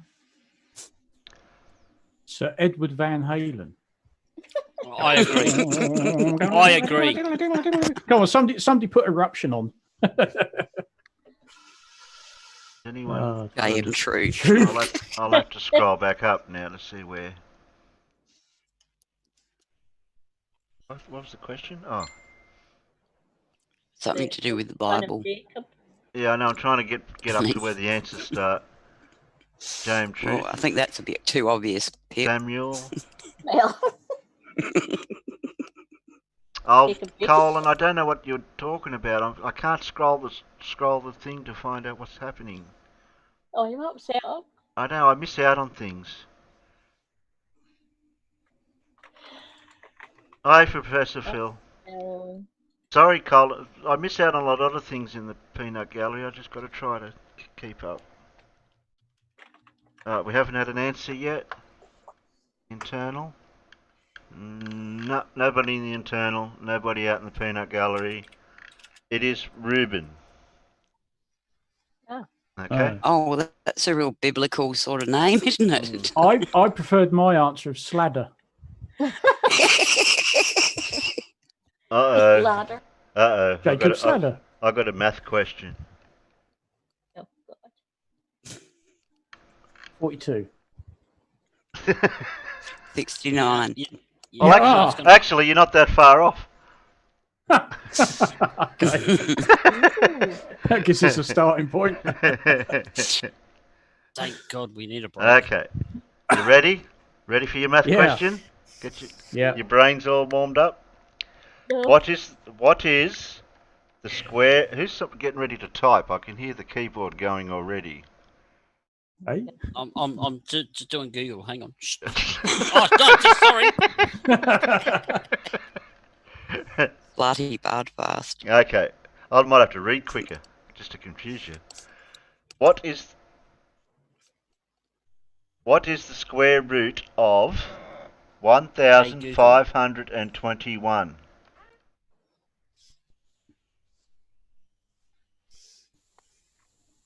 I don't know how to use the calculator function.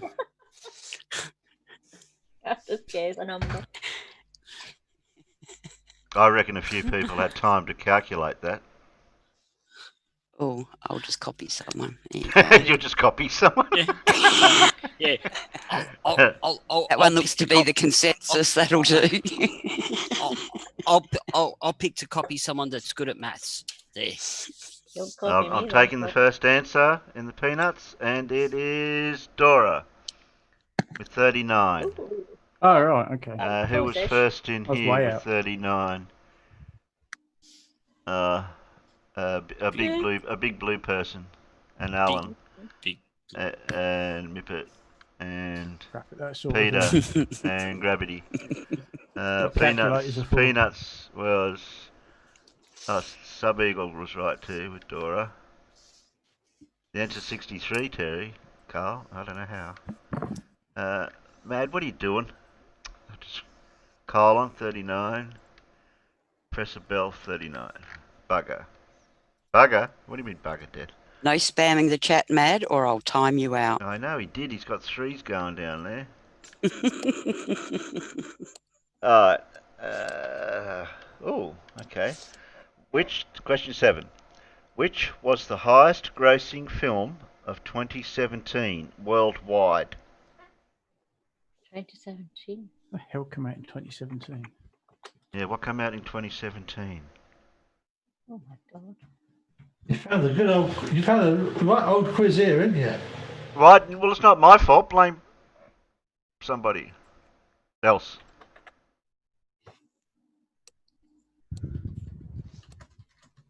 Can you elaborate on that one, Pip? Oh, and Farmer? Okay. I don't know. That's the only one I can think of. No, But Carl. that wasn't Nain. No, that wasn't Nain. What are you doing? Nope. No. Nope. The peanuts are wrong so far. Debbie Does Dallas? What?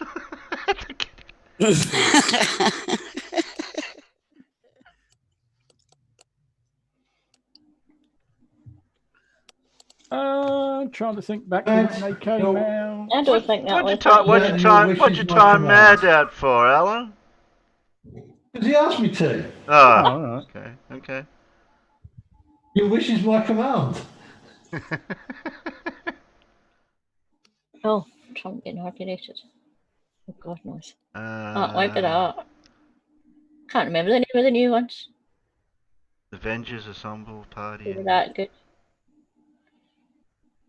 The Wiz. Debbie Does That. The sequel. It's No, Carl. 2017. The internal peanuts, the internal panel's getting it fairly close, but no one out in the peanut galleries actually even got close. I'm gonna have to end it by the look of it if you just can't think of it. Okay, I'll have to give you some. You're not getting it. No, not In Winter a Soldier. galaxy far, far away. Think of a Star Wars movie. Which one? Return of the Jedi. No, that's the 80s. Oh, That's Oh, one okay. I You're pretty close, Pip. I reckon you'd be pretty close. Ah. Don't know why I typed that because I meant return. But Yeah, no,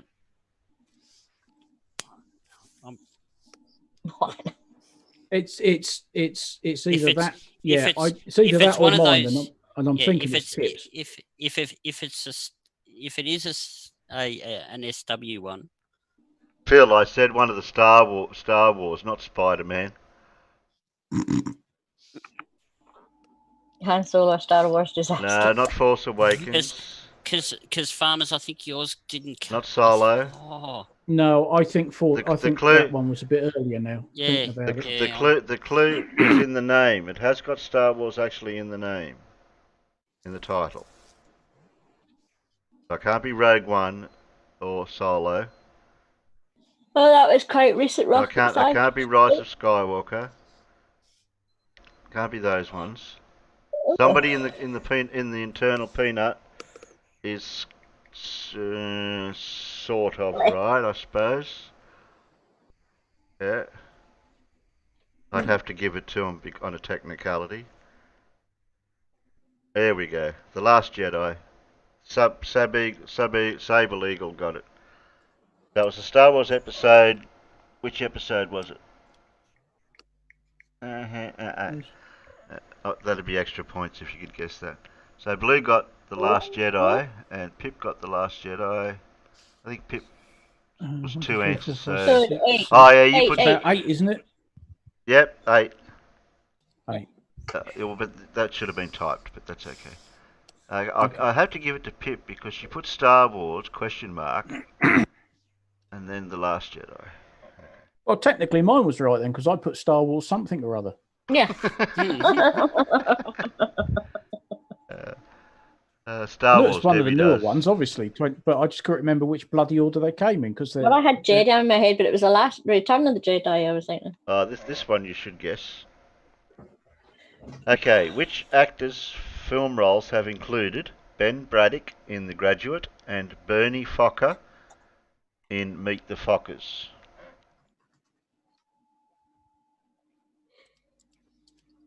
Like the question hadn't even finished. He said The Graduate. Yeah. Oh, okay. Let's see.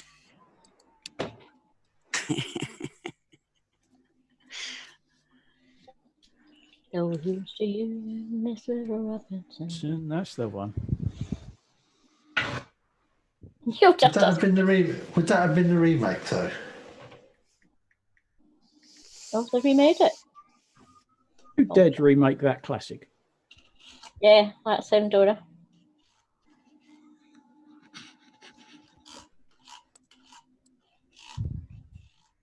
Hey, I'm walking here. Hitler. Tom Cruise. Okay, rocket scientist got it first. Dustin Hoffman.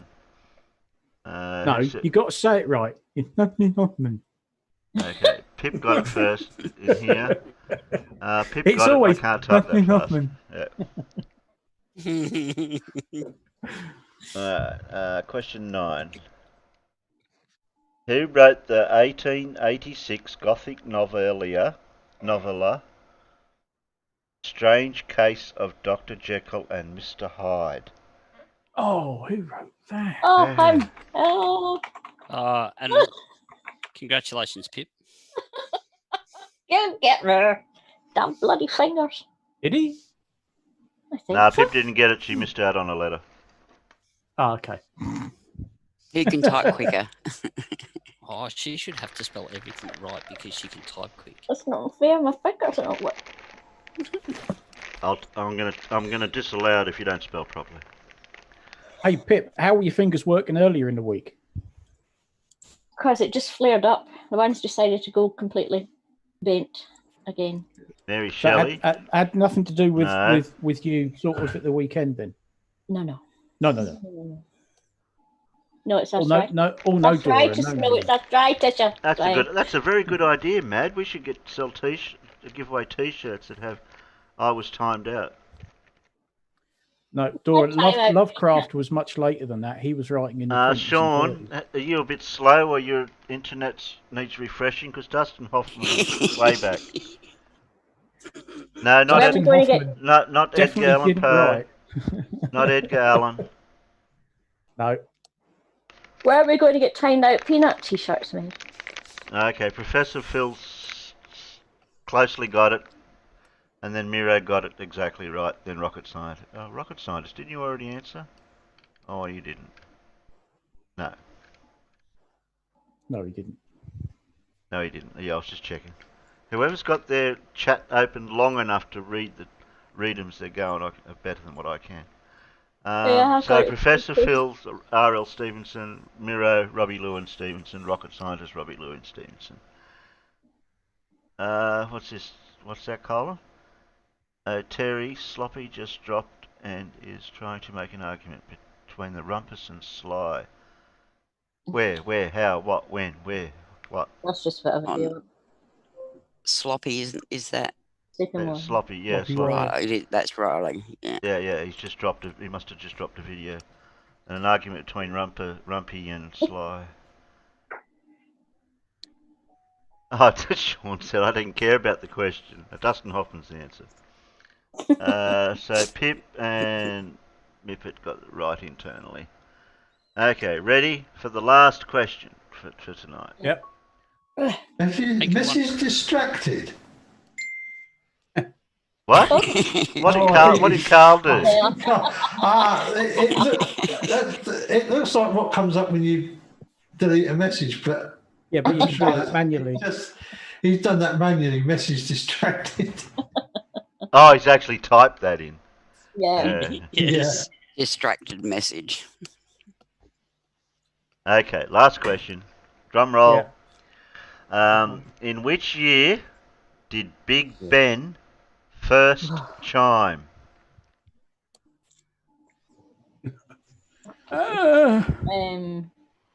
Okay, you may decide to give points for those who answer this question within 5 to 10 years or guess the correct decade.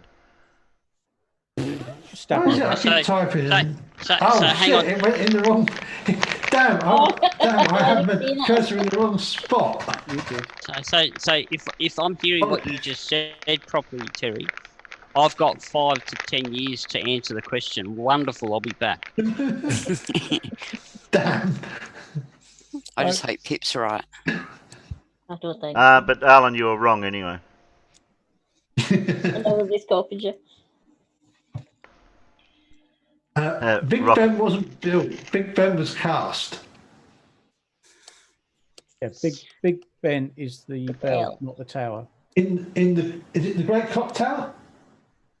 Well, they've just renamed it again, haven't they? Have they? Yeah, I think it's now something like the Queen Elizabeth Tower. And it's only been donging for the last few months, hasn't it? Because they just finished it, didn't they? Yeah, they've just done a huge revamp on it.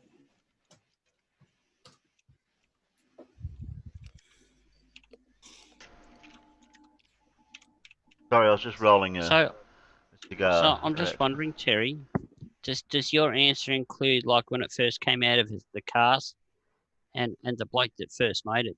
No, it said in which year did Big Ben first chime? That's the only bit I've got in the question.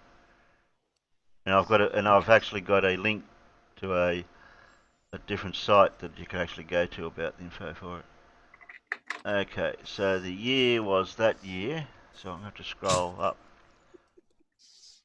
See who may have got it first. Whose mic is in their bowl of Rice Krispies? Terry's rolling a fag. I'm rolling a cigarette. They're delicious.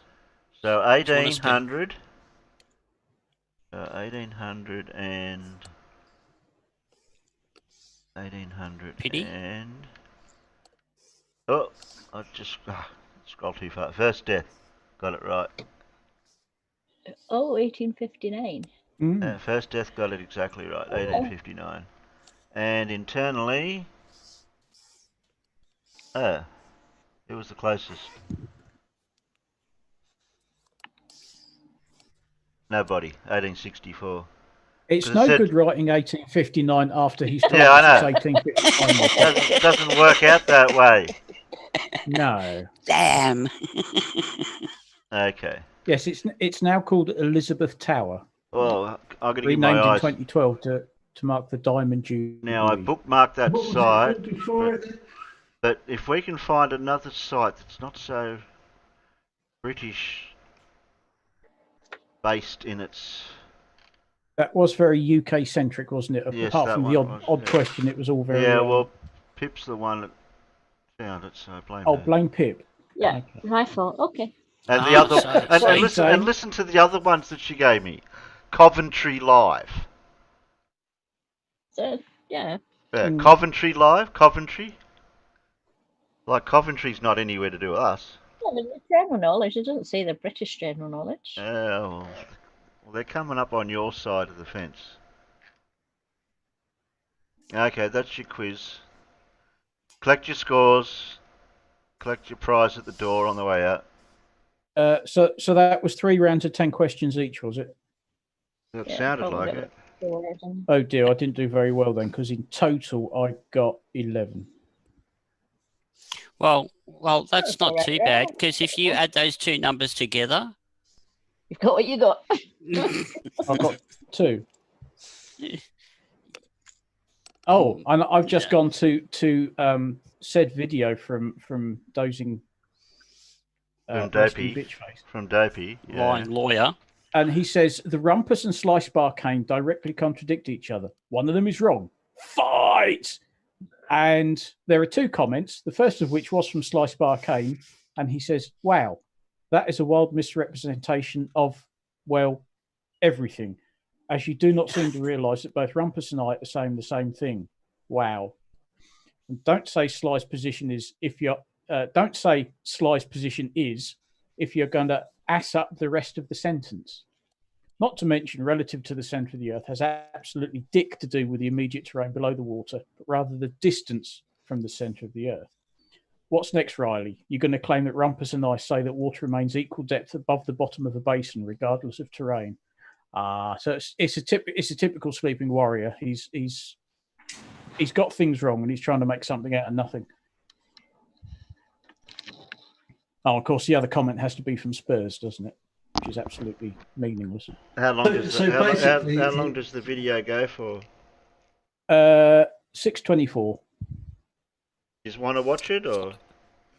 I think we're going to have to deal with it, aren't we? We're going to have to. And the peanuts? Do you just want to watch sloppy speaking crap? I don't know. I don't know about Blue. You can't watch Sloppy doing anything else because that's all he does is speak crap. Yeah. Blue, do you like listening to Sloppy? He avoids it, I think. Well, I was just thinking, given it's just dropped while we're live. Oh dear! It seems that Slice. You would be the first. We would be the first people to debunk it. It's already got 11 up and 3 downs. Oh dear! I wonder if it'll wake Blue up.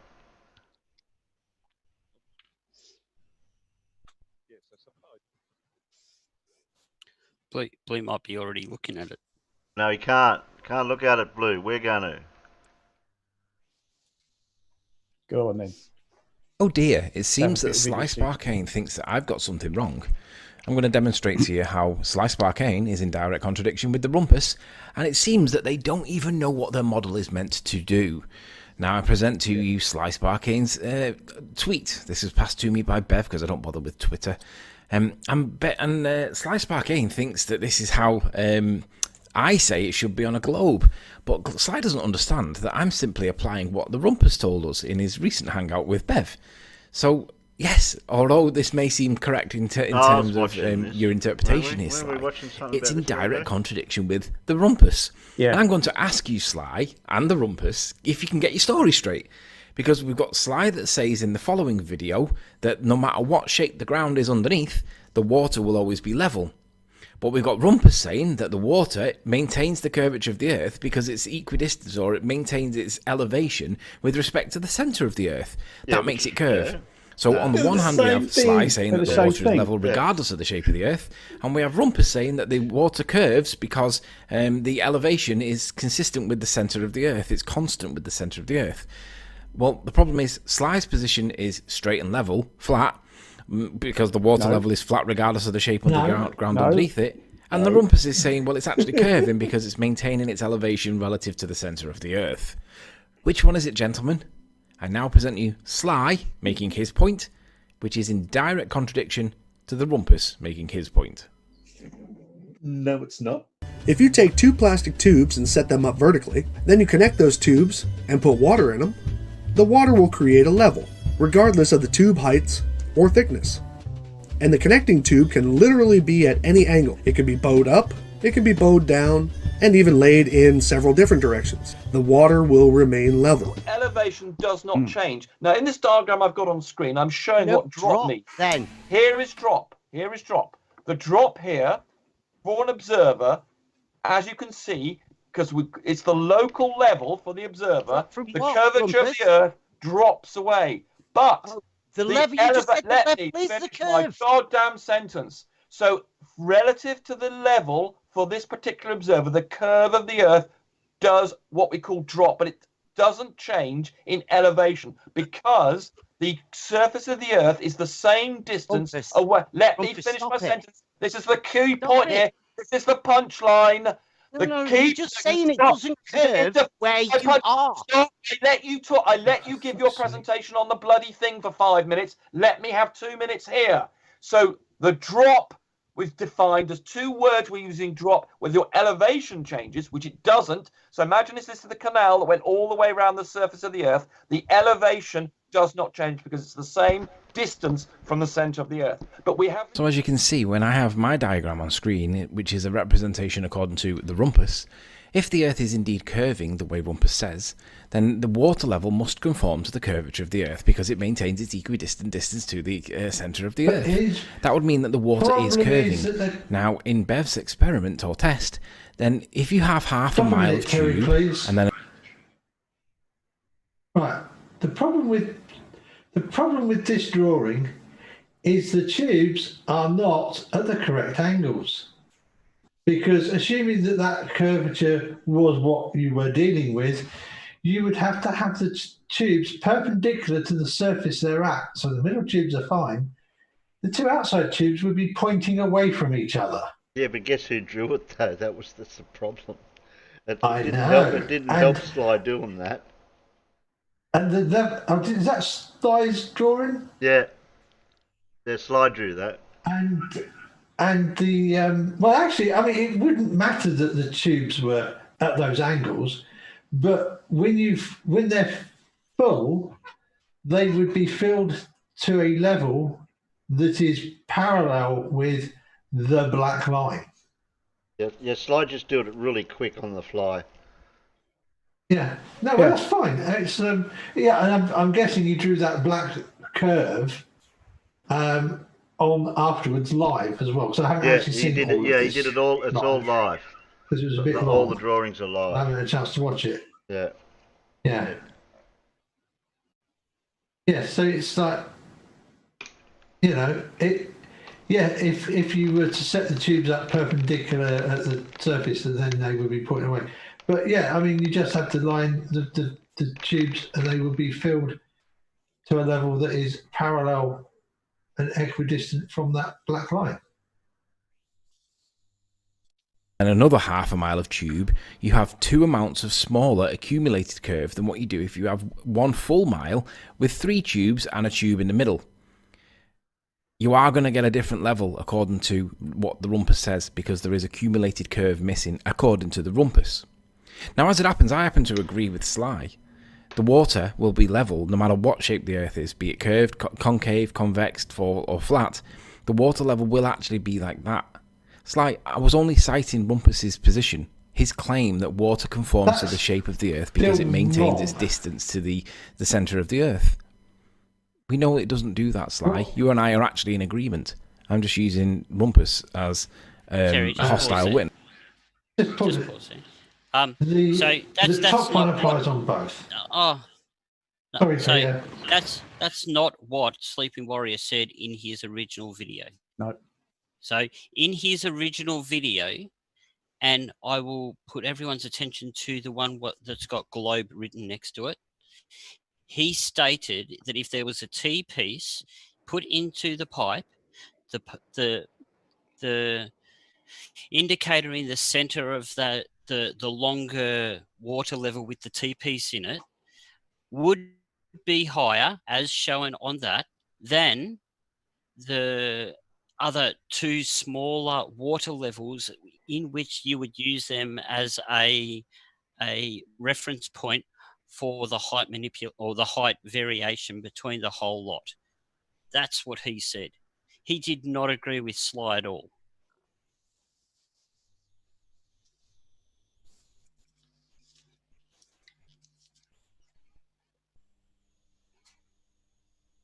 Just saying. Beagle's saying, no, you weren't, Rolly. You talked to Bev online and said you'd get the lower result. Yeah, we saw that live video chat. Yep. Yeah, that's exactly what he said. Yes. Yeah, and I'm sorry I overspoke you there, Peter. No, you're right, Alan. It's all good. The bottom one that says globe is completely wrong, because you would actually see the same thing on. Well, you would see the same. You would see the flat Earth one on the globe. It's just that you would bend the whole thing round. You just bend the whole thing round a circle, and so if you then cited the two end ones, they would appear to be lower than the centre one. Yeah. Sorry, the centre. They would appear to be lower than the centre three. This is why Bev's proposed experiment doesn't work, because what he's not going to do is set all this up and then look at it from one end to the other. What he's going to do is compare the water levels at each pair. And of course, what are they going to show? Well, they're going to show that they're level. It's not going to show anything else. But of course, what Sly's going to do, as he tried to do the last time, is to set all these up and then look at them all at the same time from one end to the other. And of course, with it being over a curved surface, there will be a difference. But if you do it as Bev's suggesting it, all it's going to show, whether it's flat or it's curved, is the same bloody result, because he's not looking at it from one end to the other at the same time. And he's either amazingly thick or he knows exactly what he's doing. Yeah, because the whole point of doing it with just single loops and having a pair at each position is you can fill the single loops so that they, you fill the first one and then you come to the second one and you fill it so that the height matches where the two are together. Yes. And then you fill the next one so the height matches where the two are together. Correct. And so on all the way down the line until you've done all 16. And he's going to walk along and look at each pair and go, look, they're level. Oh, look, they're level. Oh, look, they're level. Well, yeah, they will be. Oops, but if you looked at them all from one end and looked all the way to the other end, you'd go, here, hang on a minute. They're not all in line. Yeah. I can't line them all up. I can put the first one and the last one together, and the middle one looks a little bit high. Yeah. Of course, there's not a huge. I think it's about 2.5 centimeters. Maybe not even that. That's the problem. You're looking at something over a long distance, and I believe it's 2.5 miles because I did calculate it. 2.5 centimeters, I think, based on. And interestingly, looking at the comments on this video, the Rumpus has now chimed in and said Sly and I are in complete agreement. Yeah. Because they're both stating the same thing. Just in different words. Yes, that's all. Just different. In fact, they're just stating them in slightly different use cases, aren't they? Yeah. You know, because it's like it's like going to a physics exam. They're not going to ask you the questions. They're not going to ask you the exact same question every year. They're going to ask the same question in a different way, just to make sure people can't just learn all the answers by rote. Yep.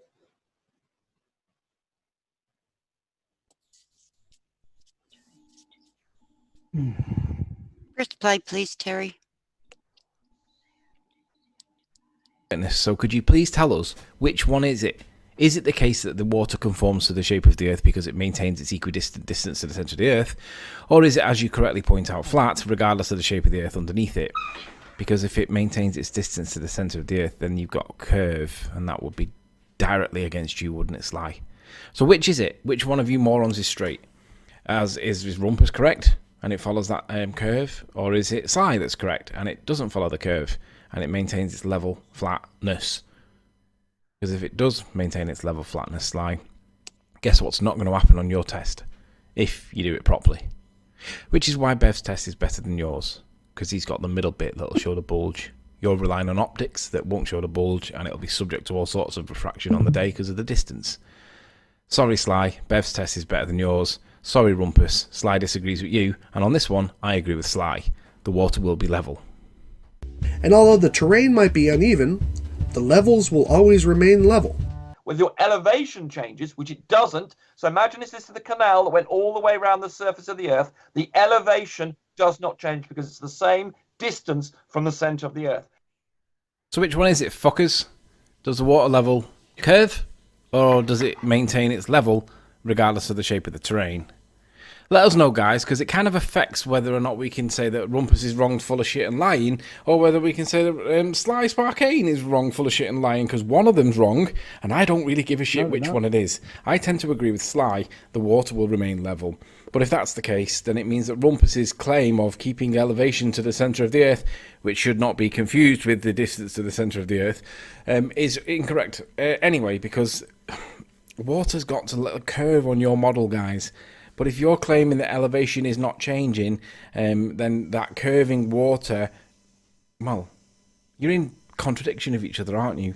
So which one is it, guys? You sort it out. Let's see the fight off. Which one? Is it Rumpus that's correct and Sly's wrong? Or is it Sly that's wrong and correct and Rumpus is wrong?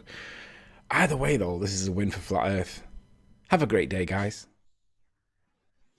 We haven't even got a demonstration from the Rumpus with the drawing. We only got Sly's drawings. Doesn't help.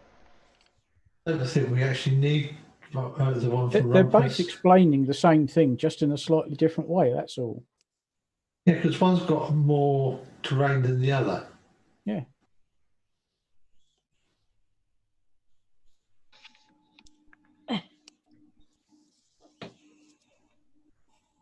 And did you read out, Farmer, some of the stuff that was in here? I read out that very first one that starts "Wow," because at the time there was only two comments. There was that and some rubbish from Spurs.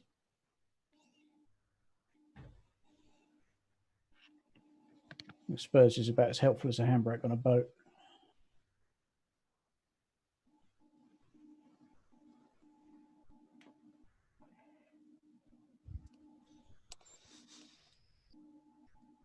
So Rumpus's Sly and I are in complete agreement. When Sly refers to something being level, therefore horizontal or tangential to the surface or perpendicular to the vertical, example water, is also referring to it maintaining its distance from the centre of the Earth. Sly's using the term level exactly as I did.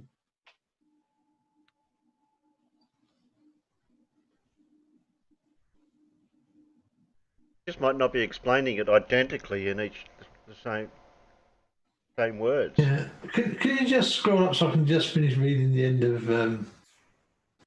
For the punchline is that level horizontal varies with each point on the Earth.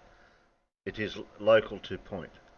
For planar surveyors, they can use just one level they have established because over shorter distances, example, several hundred metres, they can treat the local levels across that distance as the same because the levels are effectively all the same. For instance, across a distance of 500 metres, the difference in angle is only 0.004 degrees, and the error of one level with respect to another level at the ends of vertical distance terms is 2.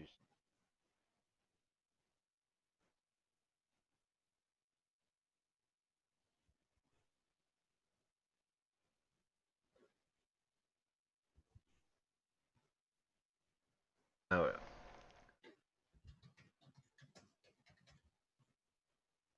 I hope that doesn't drag on. Get nowhere that. I bet it does. It will, Terry, because someone has realised that he can't use a oil rig with a bendy crane as an argument anymore.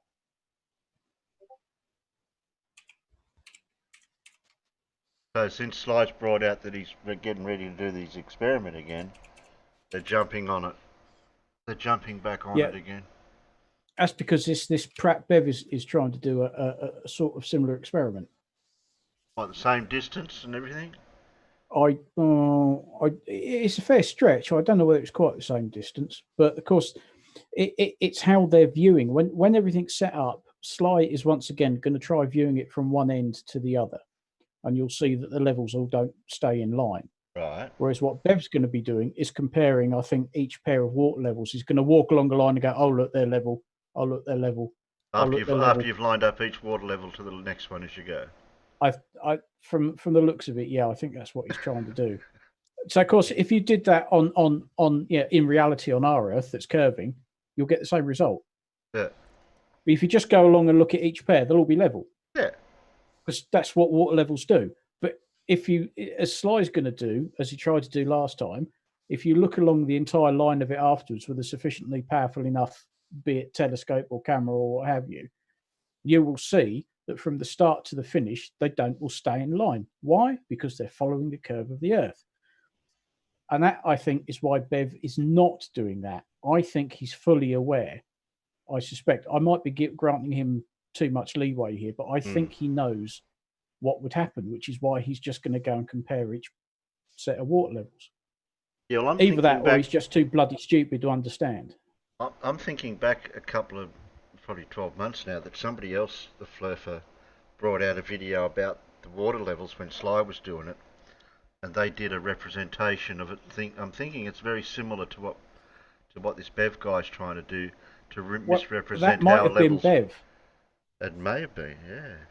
Yeah, well, I think, because I haven't been following it all, but I think there was an intimation that Bev had suggested that Sly was somehow cheating or doing something wrong because he claimed to be there at the time. And of course, everybody said, well, no, you bloody weren't, because for a start, we were doing this in Germany. And nobody seems to have any recollection of Bev flying over to Germany to help and observe, because I'm sure if he was, they would all have remembered. I could be wrong, but that was something I picked up in I think it was Sly's hangout when he was talking about this last, that somehow Bev had asserted that something was wrong or something was faked because he'd witnessed it, which means he'd had to fly over to Germany to watch Sly and Geo Streber and several others doing it all, because they live streamed it. Oh, John's saying Bev's is going to be 3 points over the 2 miles. How are you going to have 3 points? That's going to be hard to do. That's right.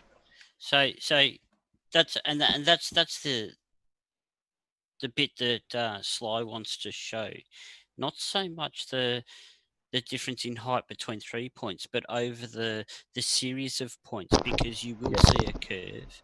Whereas if you're only showing 3 points, you're going to see a drop, and that's it. It makes it somewhat harder to see what Sly wants to show.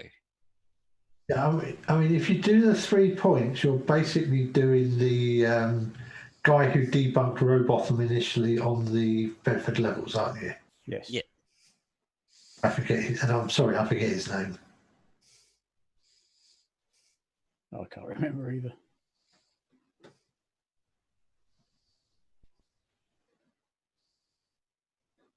No. Oh dear. The one who realised you shouldn't be putting the telescope 3 inches above the water.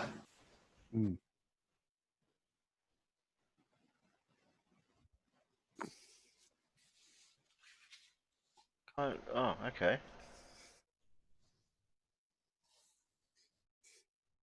Better grab that.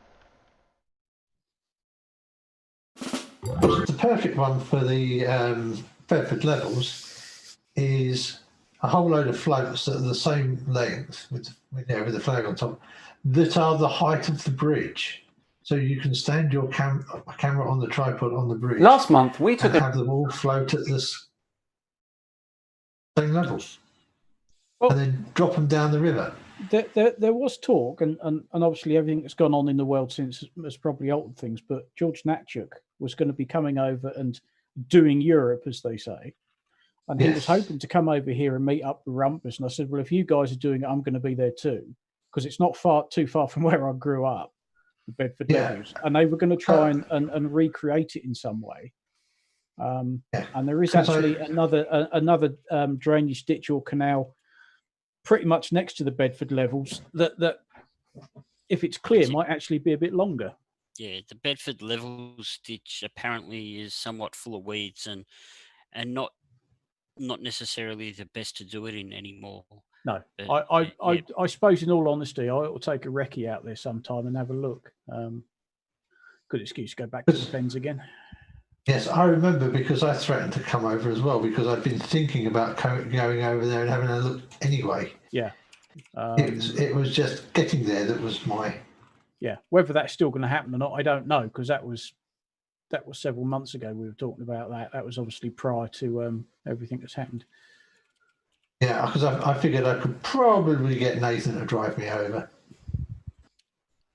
Yeah, I don't see why not. But yeah, like I say, whether that ever actually happens now, I don't know. But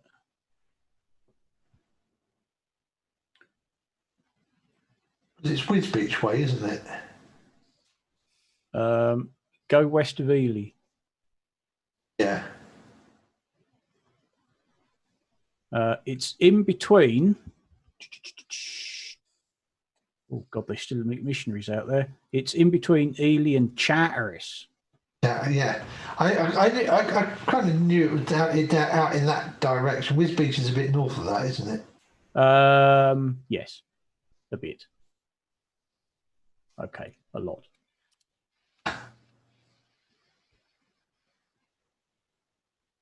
Yeah, it starts off. Oh yeah, Swavesey. Oh shit, I used to work there. Starts off near Swavesey and heads pretty much northeast, heading towards down the market. I did a project there. This is all my old stamping ground. Of course it is. Oh, yeah. Witchford, Little Downham, Little Port. Oh, that's full of pikeys. Maney, yeah. Yeah, they still eat missionaries and chatteries. Yeah, I'll bet. Upwell. Yeah. It could be a bit dodgy around here, you know, as well. You know. Well, yeah, that's true. Get over Reefham way and what have you. Down some of them villages. Yeah. In fact, I was in hospital once and the chap in the bed opposite me was like 90 something. Chatting with him. He thought going to Norwich was a big trip. Yeah, it was a really difficult trip, and he'd only been outside of the county of Norfolk on one occasion. Blimey. That was the same occasion he left the UK. When he went to Burma. Good grief. The only time he'd left Norfolk was when he was conscripted into the army and the Norfolk Regiment was sent to Burma. Bluntisham to down the market. Yeah, Bluntisham. Yeah, blimey. Yeah, don't think I did anything. Eagle's not another one of the East Anglian posse, is he? Sounds like he might be one of the East Anglian Massive. Oh dear.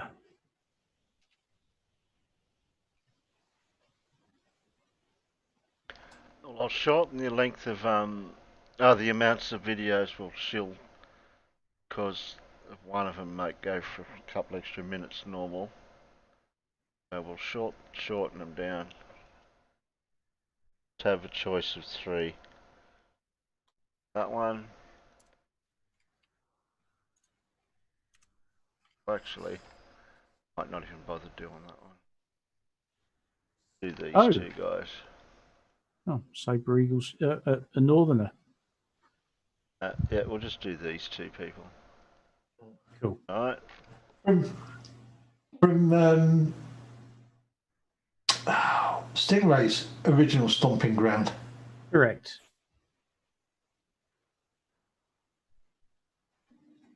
Somebody's playing with some sort of bullshit generator, aren't they? Yeah, Looks mad like he it. is. He certainly is.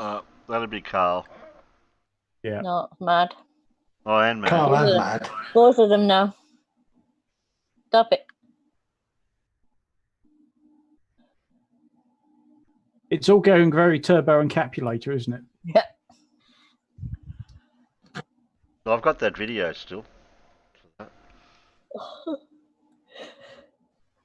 Okay, pick one So of it's them. really difficult when your hills are only 20 metres high, mate. There we go.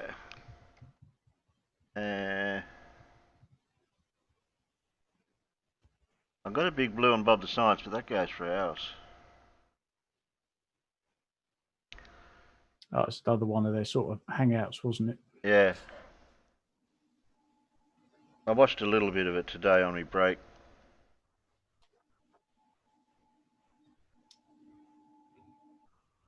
Time out, Matt.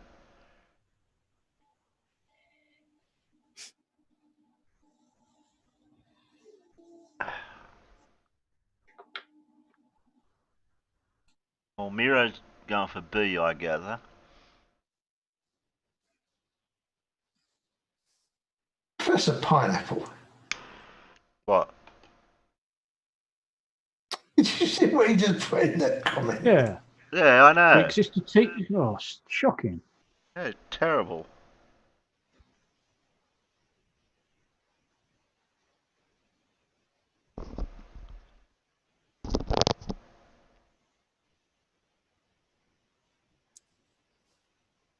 I've got 2 Bs and A. Oh, wow. Wow. I've just gone back to look at the comments on Sleeping Warriors video, and an awful lot seem to have been deleted. Oh, no. Lucky I've got It's out the bloody front. And does that surprise you how? Okay. You mean the ones we were just reading are deleted? Because if they are, we've got the record of them here. I was going to say, good job we got a record of it, isn't it? Yeah. Yeah, that comment from Slice Barcane that's now been pinned, it's only now got 3 comments under it. Oh, I've got a record, so... Okay, B. Interesting.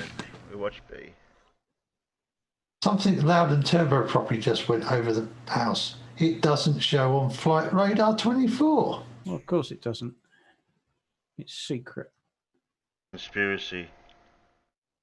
Ah, sometimes you get military flights on there. The number of times I used to go past the end of RAF Mildenhall at Beck Row. Actually coming out, if you come out of Mildenhall town itself, you pass by where the landing lights are. And quite a few times you used to get a C-130 Hercules come over at night with absolutely no lights on at all. And that was part of the special operations group that were based there. Well, flight number Romeo 816 is doing circuits and bumps at Mildenhall, and it is an RAF C-17 from Bryce Norton. Oh yes, used to watch them all the time when I worked there. It's actually Zulu 174. But yes, Mildenhall was home to one of the special groups. They had a modified MC-130 Hercules and a modified CH-53 Super Stallion thingamajig. I thought they were at Lakenheath. Well, I am going back a few years. Press play. Press play. Yeah. Oh no, it's conspiracy cats. Oh no. Spares comma. Hello and welcome back. Now this week we're going to be looking at what I think is possibly the most dangerous piece of misinformation that's out there on the internet at the minute, and I'm going to specifically be addressing the claims of a certain Dr. Andrew Kaufman. But what put me on the path to make this video? Well, it all started last week when I was engaging in the chat of a live stream that was so scientifically illiterate, at first I thought it was a comedy show. But somewhere in there was a little ray of hope. A degree in biology is nothing compared to what you really need to do to be a biologist, which is gonna take basically spending the rest of your life figuring out how absurdly complex it all is. Right? Because what you just learn as a degree is just this much. And there is this much. Yeah, for a second, and just for a second, while I was watching that live stream, it was truly heartwarming to see somebody come to the realization that true mastery over a specific area can take years and years and years and years of hard work. It was almost like an anti-Dunning-Kruger warning. It was lovely to see. Until he ruined it by saying this. There's a good argument from a very baseline medical bottoms-up perspective to argue that viruses don't exist. Now, I have no idea how he went so quickly from realising that biology is a big subject that takes years and years to master to suddenly pulling comments like that out his backside. It's quite spectacular, but he was convinced. Viruses could definitely be considered to be all fake as a concept in the first instance. Yeah, never before have I seen on one of these streams somebody warning against the effects of Dunning-Kruger before immediately following it up by showing how much they suffer from it. And if you don't know what Dunning-Kruger is, essentially it means that those people who have least experience in a subject tend to overestimate their competence in it. Like this.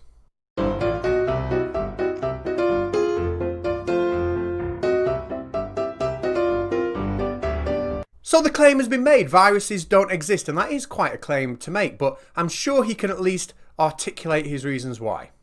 Maybe you should look into the alternative. I think it's called now field theory. Or was it opposing virus theory? That they are actually an integral part of the cellular metabolism systems. Well, I don't know about you, but he's got me hooked. He clearly knows what he's talking about. And what was it he said? Field theory? An alternative to viruses existing? Anyway, I did look into field theory and it was very interesting. Just like this paper here, which investigates exactly how the parts of a virus are put together inside the cell after that cell has been infected by a virus and turned into a virus-producing machine. Yeah, very interesting. And it seems that Arwin wasn't the only one dropping knowledge bombs on me in that hangout. In fact, I was insulted and uneducated in equal amounts by a whole range of uniquely brilliant minds, as you're about to see. Now, I have changed the username of the people involved in this conversation to something a little bit more appropriate. But if you want to check the link in the description, I have linked you to the original hangout so you know I'm not making these up. Number 1, I learned that malaria isn't real. It's just a scam. Number 2, I learned that the idea that germs can make you ill, otherwise known as germ theory, has always been in doubt. Number 3, did you know that all viral outbreaks that have happened in history have all been lined up with electromagnetics? Whatever the hell that's supposed to mean. I learned that understanding infection rates is pretty pointless, because at the end of the day, if viruses were real and one of them got airborne, then everybody in the world would get it. And I learned that it was totally useless turning to peer-reviewed proper science to try and explain what's going on, because after all peer-reviewed science papers are totally under the control of our oppressive regime. So there I was, watching the video, engaging the chat, being polite, which comes back to bite me on the bum later on, as you'll see at the end of this video. But I couldn't shake the feeling that, you know, virology is an established science. We know what viruses are. We know they infect cells and we know how they do it. So I couldn't help but point that out. But of course, in an environment like this, anything you say that has even a seasoning of common sense goes down about as well as a turd sandwich. Yes, I was reliably informed that we can't trust the entire field of virology because it's an ass-backwards model. And apparently viruses are what we call clean-up tools. They do not make you sick. You heard it here first. So I felt that I needed to point out the absurdity of the claims these people were making, and I thought I could do it via this epic comment. And the reason I made this comment wasn't to ridicule, it was to inspire. It was to make them sit there and really look and reflect on the work that they had done in the field of virology and realise that they probably had never done any work in the field of virology, and maybe, just maybe, they might realise that it takes more than watching a handful of YouTube videos to actually understand what virology is about. And I sat there desperately waiting for a reply because I knew that I could reach out to one of these people and make them go and read a scientific paper. So yes, I did ask them, how many YouTube videos did it take for you to believe that viruses are not harmful? Yeah, truly inspired comment, I thought at the time, but it does appear that the epicness of that comment was overlooked, as this is the reply I got. Probably about 6 or 7, really. Yeah, it was enough for me. So that was it, the stage was set. I had to get one of these cutting-edge internet scientists to reveal their special source to me, so to speak, meaning who was it and what was it they were saying that led them to believe such ridiculous things as viruses don't exist or viruses can't cause disease, because as soon as I found out who it was, I was going to be on a mission to prove them wrong. So after asking for what seemed like a dozen times for the name of just one specific doctor or source that says viruses aren't infectious, I got this as the answer. Kaufman. Now, I'd never heard of Kaufman, which allowed our friend to display her belief that somehow it's the science deniers who are ahead of the curve and more educated than the rest of us. But eventually, after a bit of sarcasm and a bit of name calling, I was reliably informed that his name was Dr. Andrew Kaufman. But of course, when I actually pressed these people to find out what Dr. Kaufman's stance was, I got the old familiar message that I needed to go and do my own research. And that is not in any way because these people haven't got a clue what they're talking about, honestly.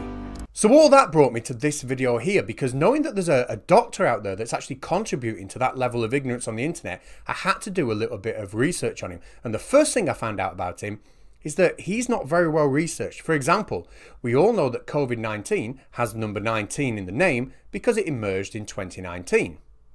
I'm sure he couldn't possibly have overlooked that. This is COVID-19. Yeah, and lots of others, isn't there? Right, so there's at least 18 that came before it. Although 19 may have a special significance. Well, maybe he can. Now, the second thing I found out about Dr. Kaufman is that he's still not very well researched, as in he's not a virologist. He's not taken part in any active research in this topic whatsoever. All he's actually done is take the same written evidence that's available to all of us, but just draw a laughably wrong conclusion from it. You know, what I've really done is, it's not that surprising or sophisticated. I've just taken the evidence that has been put forward by the scientific and public health establishment and just looked at that from a scientific perspective. And the third thing I found out about Dr. Kaufman is he really needs to update his definition of the term special treat. I'm Dr. Andrew Kaufman, and I have a special treat for you today. I have a new PowerPoint slide presentation. Yeah, I bet Friday nights are absolutely electric in the Kaufman household. Now, what is his new presentation about, and how is it going to show us that viruses do not cause disease? Today, I'm going to be talking to you about Cox. Sorry? Can we just play that again? Today, I'm going to be talking to you about Cox.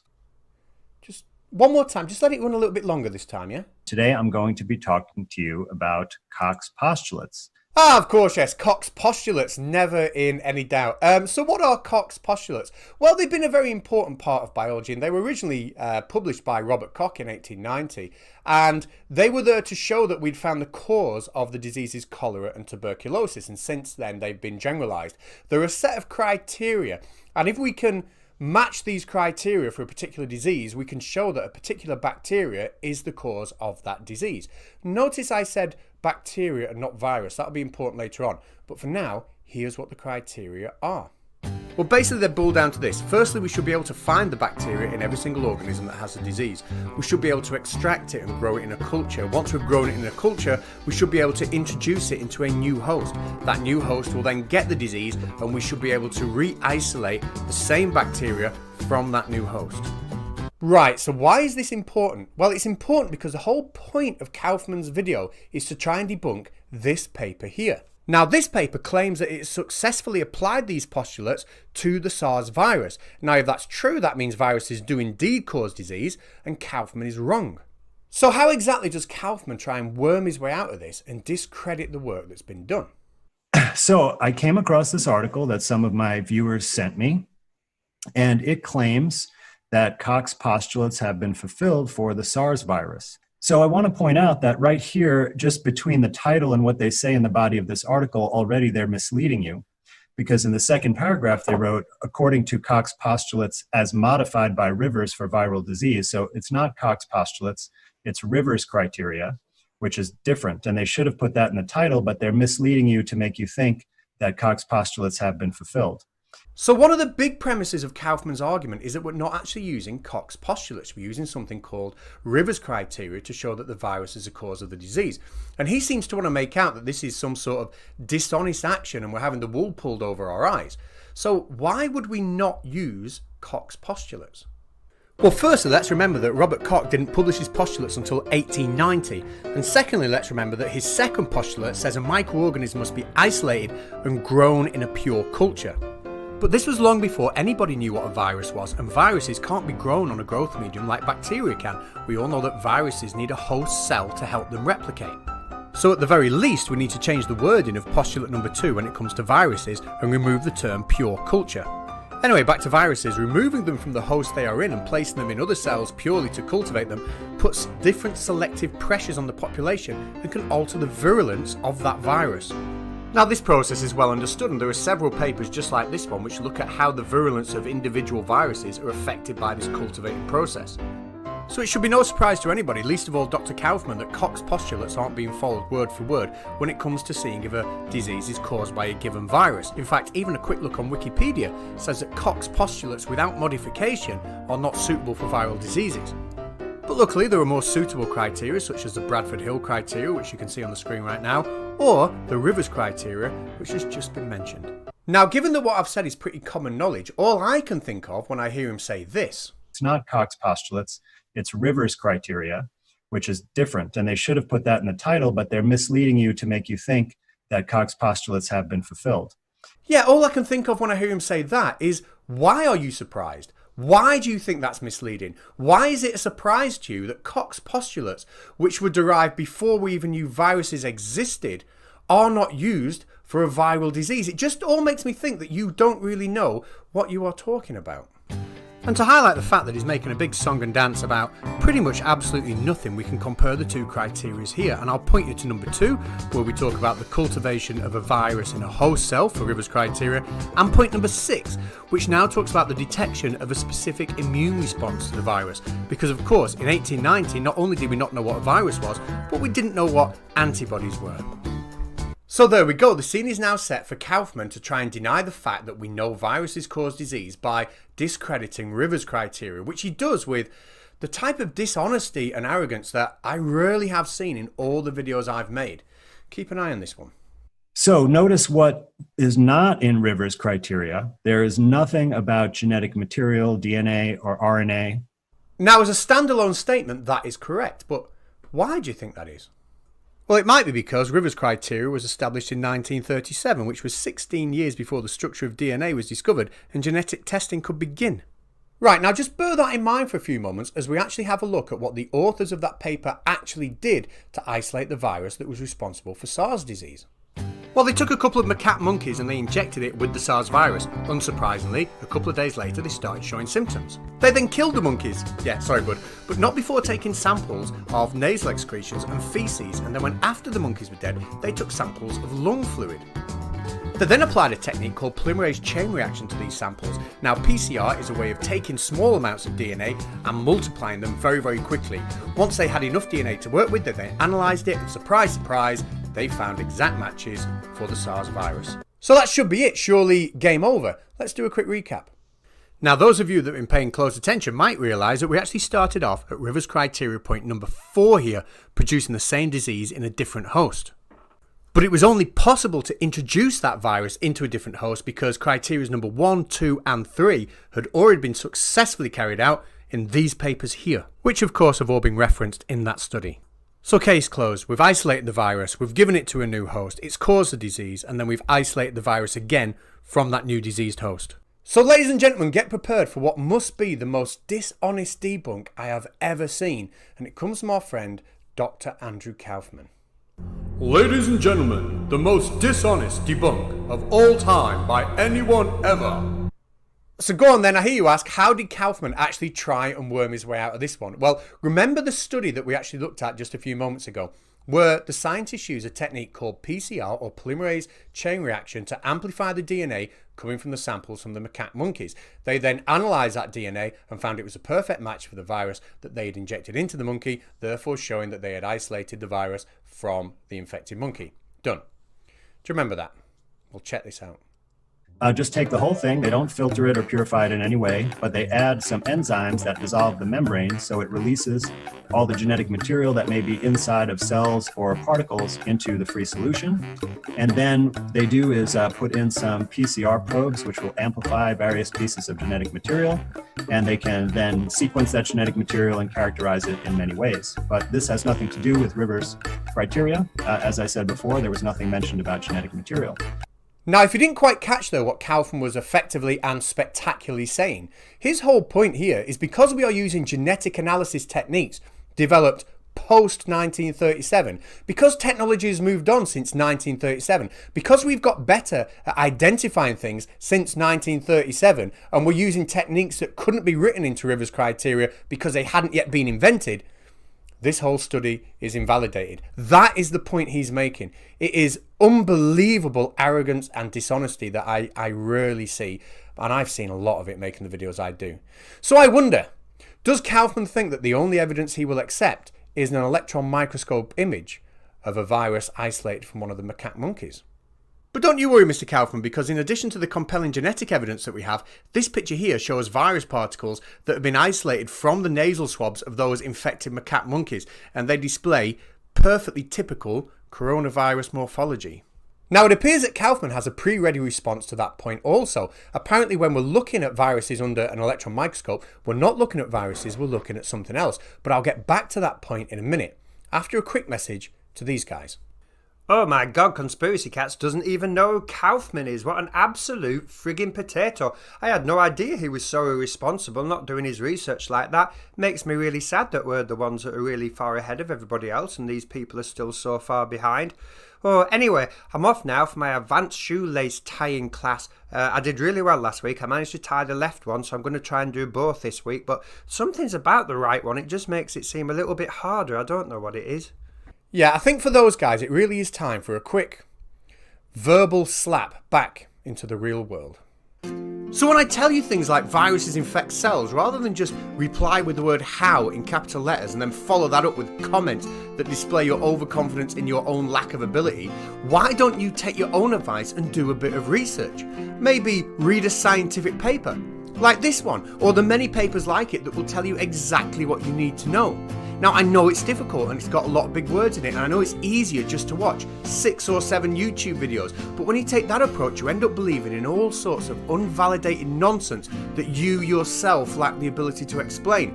But it's okay, because when people point out to you that you don't understand it and that you can't explain it, you can just hide behind the claim that you aren't here to teach us anything. Fine, but if that's true, stop preaching nonsense like this. And what are these guys doing here? Well, they're protesting against genetic modification by ripping up this farmer's crop. But it's okay, we can tell them to stop, because if viruses don't exist, then we couldn't possibly be using these viruses here in genetic modification as vectors to introduce the required gene. In fact, people like the authors of this paper here need telling that we do not in fact use viruses as vectors to introduce genes to help people with a wide range of health issues. No, what in fact we need to do is educate these people and tell them that there's no way a virus can carry out all the stuff we say because they are dead. And it doesn't matter that I use the word dead there instead of non-living, and it doesn't matter that they're only non-living because they need a host cell to replicate.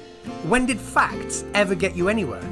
And a dead thing can't do anything, so what you need to do is go and watch 6 or 7 YouTube videos and overturn the entirety of microbiology and virology and medicine, just like I did here when I pulled the words toxin and electromagnetics right out my arsehole. And while I'm at it, what's with this toxin crap anyway? What are you actually suggesting? Are you suggesting that in Wuhan somebody had a particularly bad diet that caused them to be ill, and then just out of sympathy, millions of people across the globe also started sticking toxins in their own body to mimic what would look like a virus outbreak? Now, I could go on, but until you're willing to take a look, and I mean a real look at the body of evidence that is out there that shows us that we do understand what viruses are, and we do know for a fact that they infect cells and cause disease, until you're willing to take a real look at that evidence, rather than just sit down munching a bag of crisps watching 6 or 7 YouTube videos, then you're going nowhere. But the irony is, while you're going nowhere, you're going there claiming that you are the ones doing proper research. Anyway, back to Kaufman. Now, if you remember a couple of minutes ago, we left him with this picture here of the virus isolated from the macaque monkey. So how does he try and explain this one away? Well, by simply sticking his fingers in his ears and saying this. But there's no way to tell if the particles that they have identified after this procedure are from this tissue culture with antibiotics or if they're from this lung fluid. So Kaufman's argument here is that these viruses we're looking at aren't viruses at all. In fact, they're just something else that come from the cells we were using to grow the virus, specifically something called exosomes, which are virus-sized-like particles which are used for communication between cells. So his whole argument essentially boils down to the fact that we don't know what viruses look like and we just get a bit confused. Well, the morphology of viruses is fascinating. They come in all sorts of shapes and sizes. Here's the herpes virus, here's the Ebola virus, here's the common cold, and here's the coronavirus. And just for completion, here's a bunch of exosomes, and from the same paper I got those photographs from, here's a sentence which describes just how distinctive the properties of exosome membranes are. So it appears that in his own little world, Kaufman wants to believe that all viruses are exosomes, and that's it. And maybe he believes that because he's seen papers like this before that he's then not bothered to read. Studies such as this one show how some viruses have evolved the ability to use exosomes to carry their own genetic material around the body, helping spread the speed of infection. So, to cut a long story short, after I was told by internet scientists on a scientifically illiterate YouTube stream that I needed to go out and do some research and I needed to go out and find out what Kaufman was saying, I did. And here is his argument summarised in full by the cat. Okay, my name's Kaufman, and what I'm going to do is I'm going to prove that viruses never cause disease. I've got a really good, I know it sounds stupid, I've got a good way of doing it. We're going to take Koch's postulates, which were invented even before the virus was invented, I think that's right. And what that means is we can never use Koch's postulates to prove that a virus caused anything because they're just not suitable for viral diseases. So, got you on that one. Now, some clever people, they try and update that to include viruses and make stuff like Rivers criteria, but that's okay because I got you there as well. Rivers criteria was invented a long time ago in 1937. So if anybody tries to use genetic techniques to back up what they find and apply it to Rivers criteria, I'm just going to say, no, genetics wasn't a thing in 1937, so screw you, you're wrong, you can't do that. Now, what some other scientists think they've done is actually look at a virus under a microscope after taking it from a sick patient monkey. Now, I'm going to say, look, that can't be because other things in the universe exist apart from viruses, and you're probably looking at one of those other things. Yeah, now, if I follow all those 3 steps, then I can prove viruses don't cause disease, but what I will never try and do is provide any actual evidence or scientific research to show that I'm right, because, you know, I'm not.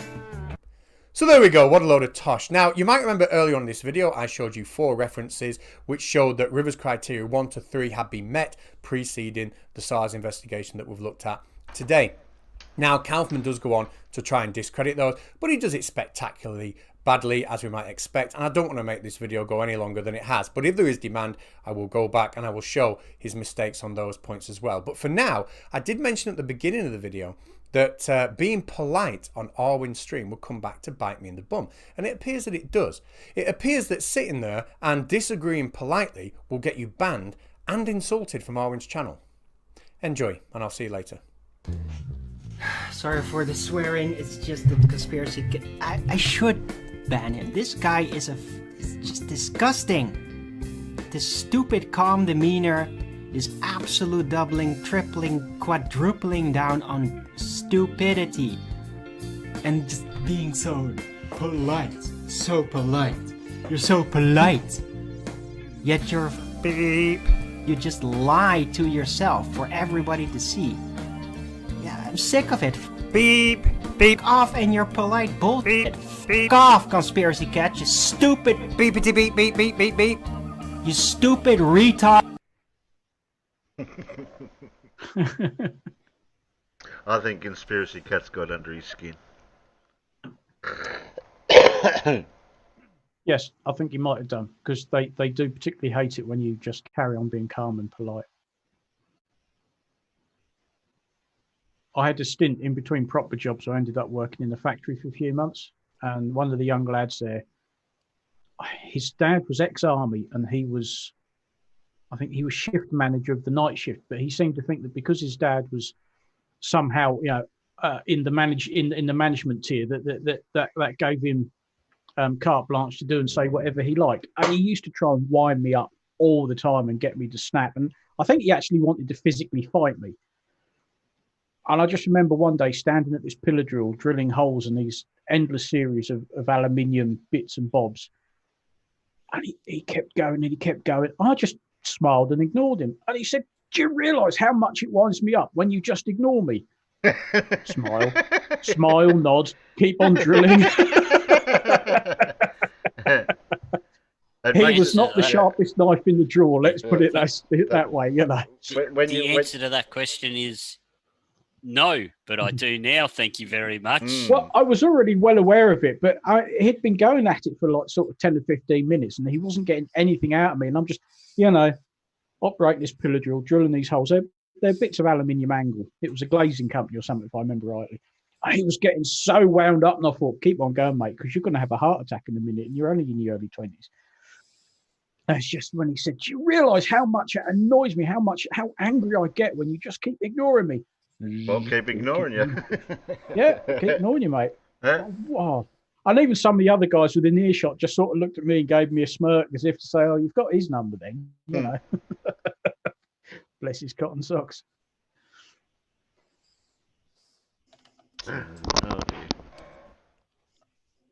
Yeah, I just wondered if it'll ever come to the day since because of the YouTube and all that sort of stuff, where things will get put out there in the public domain, where it'll get censored or somehow classified as not being truthful or it's not factual or whatever. So people researching something, it won't come up as truth.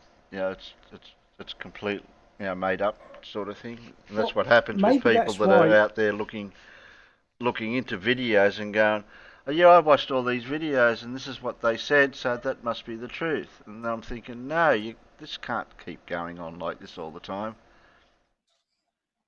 No, well, maybe that's why they're putting when it's particularly a flat Earth thing, that they're putting these little things below the video telling you what the flat Earth is about and how archaic it is. And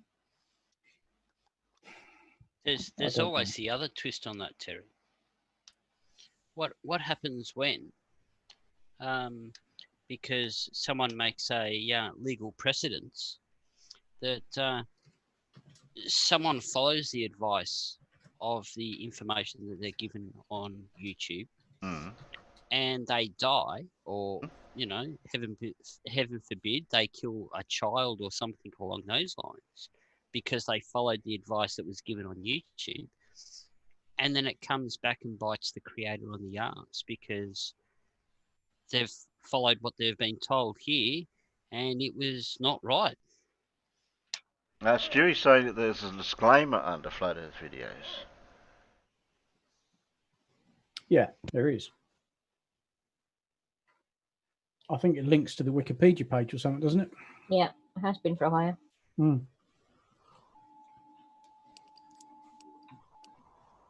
Which Drongo put a thumbs down? I don't know, Mira. What have we got? A thumbs down on Alan's channel? No, I got two. I got 2 at my end and 19 Oh up. yeah. Yeah, I got 30 I've got 20 watching. up, 2 down. Got 30 watching and 19 thumbs up. And 2 thumbs down. Oh, there you are. Somebody's commented on Riley deleting comments. Because there is that first comment by Slice Barcane, somebody called Mighty Mouse made a comment and I replied to him. My reply is there, but his original comment isn't. Have I got that, or I didn't get to keep that one? I don't know whether you got must that have or been not. a bit further on. But he's now put up a comment saying Riley is deleting comments again. Why censor the conversation? Isn't that dishonest and cowardly? And I've just put, yeah, it looks a bit odd when I'm replying to your comment that isn't there anymore. So he left my reply up, but took out that comment. But it's, Hello, not, everyone. it's not showing up yet.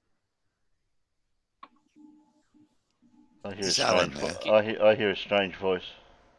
Yeah, is Yeah, Alan there? bloody voices in my head again. I sent a link to Alan about this, Mr. Kaufman.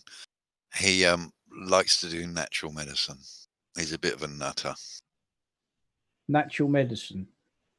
Yeah, natural That medicine. sounds like homeopathy. Yeah. And he's a legal witness as well.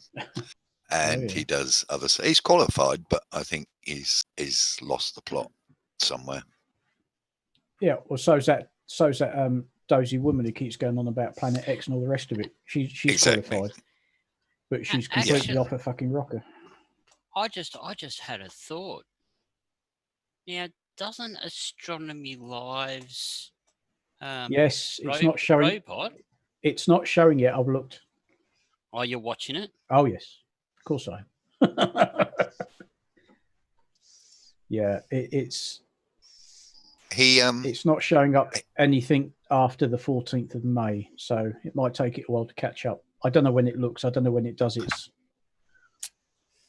He whatever got it ticked is. off by false claims, Reuters, and there's several links about it, and they're really giving him a hard time when he started posting the stuff about the human malware.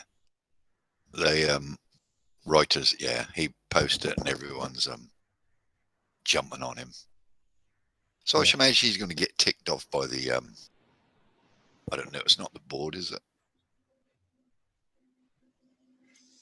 I don't know what they call it, the medical journal or whatever. I just thought he'd get a smart talking to over this. Because a qualified practitioner should not be saying this sort of crap. But anyway, I just thought I'd put that in there. It's the medical council, isn't it? That's it, medical council, yeah. Yeah. I would have thought they'd be having words with him.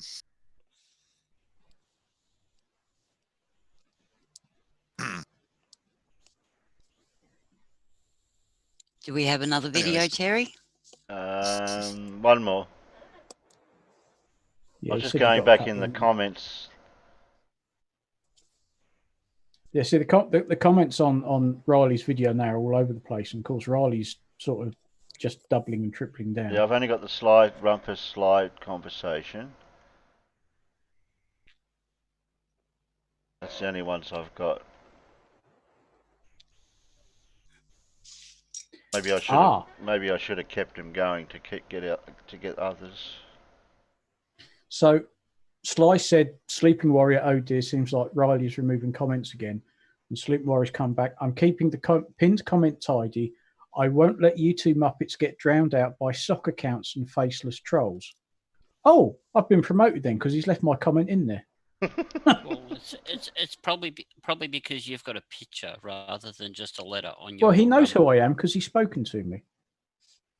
You two are in direct conflict with one of the greatest ever mathematicians ever. I say no, that's not okay. Oh, here we go. He's been listening to Bev for too long. Level is defined by Euclid as being 90 degrees to vertical. All verticals are parallel to each other, or they are not verticals. Wrong. Oh dear. I won't read the very last line of that comment because it's just too much. It sounds like we're just going to have to watch this space. Yes, I think so. John Rapp said, "Vote A or A. Vote now." You're funny, John. 4, please. No, I picked D.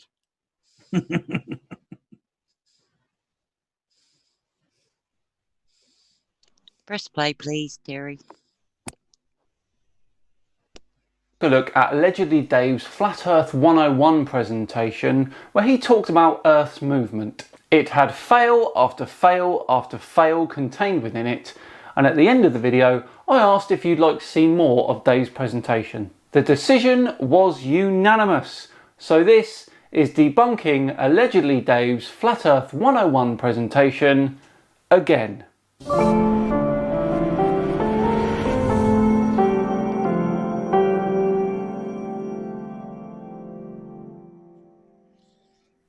Hello all and welcome along to another episode of Flat Earth Friday with me, Simon Dan. Thank you very much for joining me.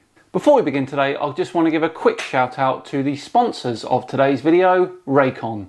Co-founded by Ray J and endorsed by celebrities like Snoop Dogg, Raycon earbuds start about half the price of other premium earbuds on the market.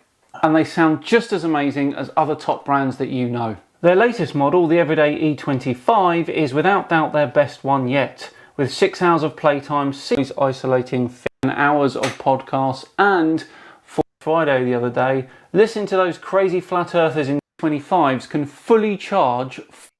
Click in the link in the description, raycon.com/SimonDan to get 15% off your wireless Raycon earbuds now. Right, back to our Flat Earth friend, allegedly Dave, and his Flat Earth 101 presentation. Last time we saw him, he just debunked himself by stating the distance to Polaris and then asking everyone why we don't see it move. Let's see if he can recover from that. So, isn't the Earth supposed to be moving around the Sun? Yeah, that would constitute a bit of a change. But fair enough. If I'm standing looking at some stars that are 2 quadrillion miles away, if I move in this plane of motion, then the stars wouldn't look like they're moving. You know, just like when you're on a train and there are mountains off in the distance, you know, you can look at the mountains and they'll hardly move. Fair enough. So Dave's accepting that because they're that far away, they don't appear to move. Some progress maybe. But that's only in one plane of motion.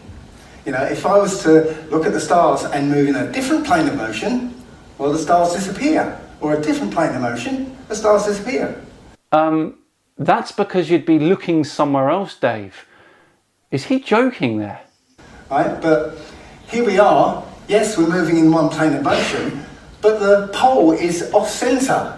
So you combine those two, you're getting another movement in a different plane of motion. So, I don't know, again, if that makes any sense either. No, Dave, it makes no sense. But the Sun is also moving. And we're going to have a look at the Sun's motion. Now, a lot of you have seen this. Yeah, that the planets are corkscrewing around the Sun. So, again, imagine that the Earth, one of those planets, is tilted on this plane of motion, right, away, and it's all corkscrewing as well.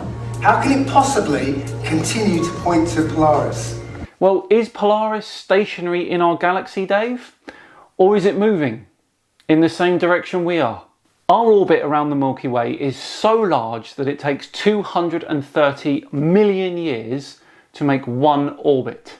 That means, since Polaris was first named back in 169 AD, we have travelled a massive 0.0008% of our total orbit of the Milky Way. Positively huge change there, Dave. But this isn't the whole story. He says, the Sun is also corkscrewing through the universe. Yeah?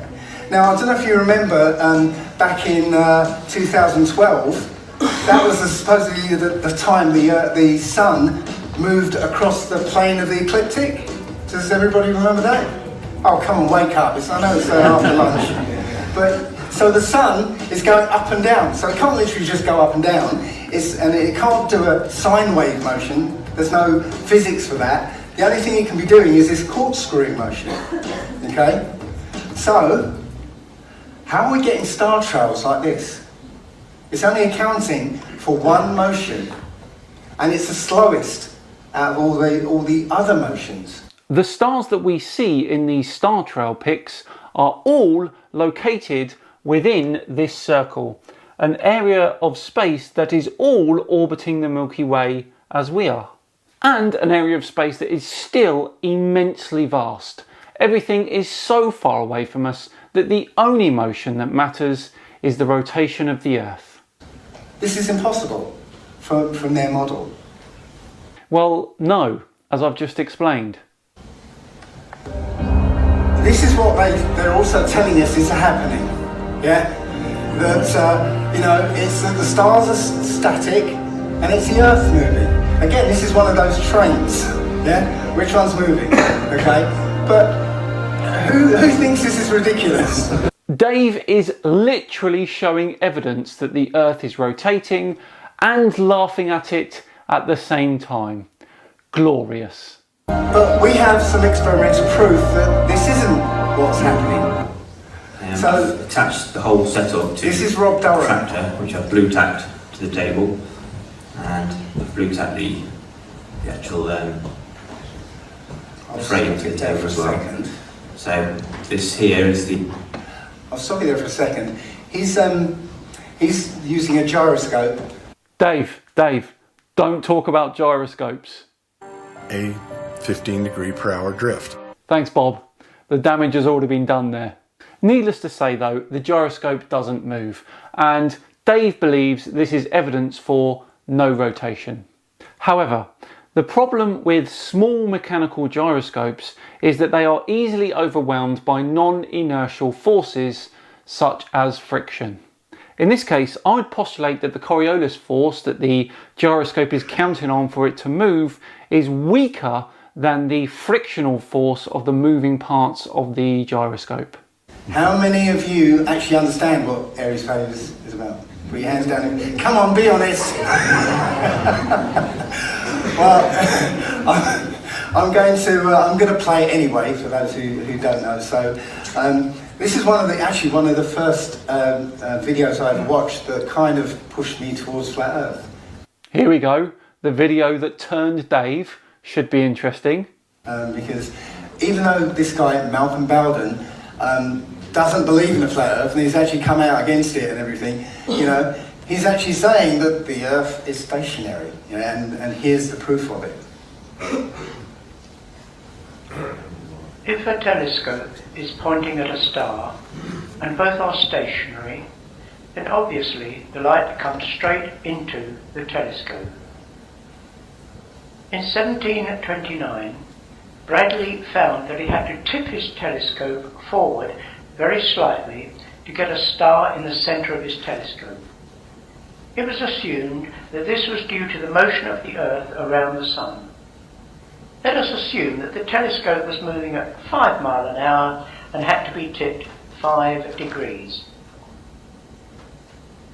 This 5-degree tipping, however, could equally be caused by the ether moving at 5 miles an hour, carrying the stars around the Earth. Oh, you mean the ether that's never been proven? That ether? Oh, okay. Dave plays a very long-winded video here, so I'll recap the experiment and explain a little bit about it. Airy was trying to measure the drag of light as it travelled through different mediums, filling a telescope with water and then seeing if that had an effect on viewing a particular star. It was called Airy's failure because it failed to confirm the existence of the ether, something which is absolutely necessary if you're going to believe that the Earth doesn't move. It proves nothing. So right there is absolute proof that it's the stars that are moving and not the Earth. See how Dave is trying to twist the results of the experiment? And this is why it's called Airy's failure, because he failed to discover the Earth's motion. Blatant lie right there. Disappointing, Dave. Very disappointing. Right, let's leave Dave there for today and we'll look at the rest of his presentation next month. Just enough time to once again thank Raycon for sponsoring today's video. Remember, visit buyraycon.com/SciManDan for 15% off your wireless earbuds now. Thank you all very much for watching today. If you enjoyed it, then please do like and subscribe. I have been SciManDan. Have yourselves a great weekend and I'll see you on Tuesday for some more Mandela-affected geographical problems. See you then.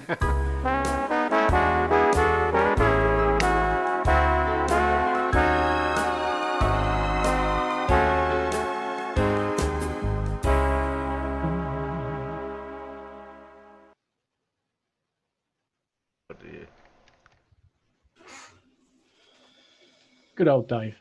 Blatantly lie straight to your face. How does he suck all those people into that auditorium to listen to him? Well, you've only got to look. Go on. I can say, I wonder how much he had to pay to rent the auditorium, and I wonder where it was. Yeah, you've only got to look at the support these idiots are still getting in all their videos and all the positive comments they get in the comments section, that there are still enough people out there who will listen to it, and maybe it just didn't cost that much to get in there. Oh, it's raining outside. It's nice and warm inside the theatre. There is that, yes. Not all crazy people buy cats, Terry.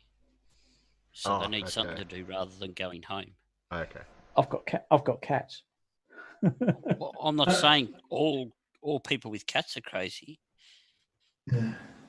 It's probably quite easy also to rent a lecture theatre at a university somewhere for a few hours. You know, he probably looks like he's at. He probably did it for free, Alan, and parts of the proceeds would have gone back to the uni, so they wouldn't have really cared. I wonder It was how more much than likely it was more than likely a presentation at a flat Earth conference. I wonder how much of that money's declared to the tax man. Mm. Who let you speak, Mad? I'm sorry, I'll be quiet. You didn't pay entry fee to come into this meeting? Oh, and I'm sorry I didn't respond to your message, Mad. That was mostly because my brain wasn't quite here at the time.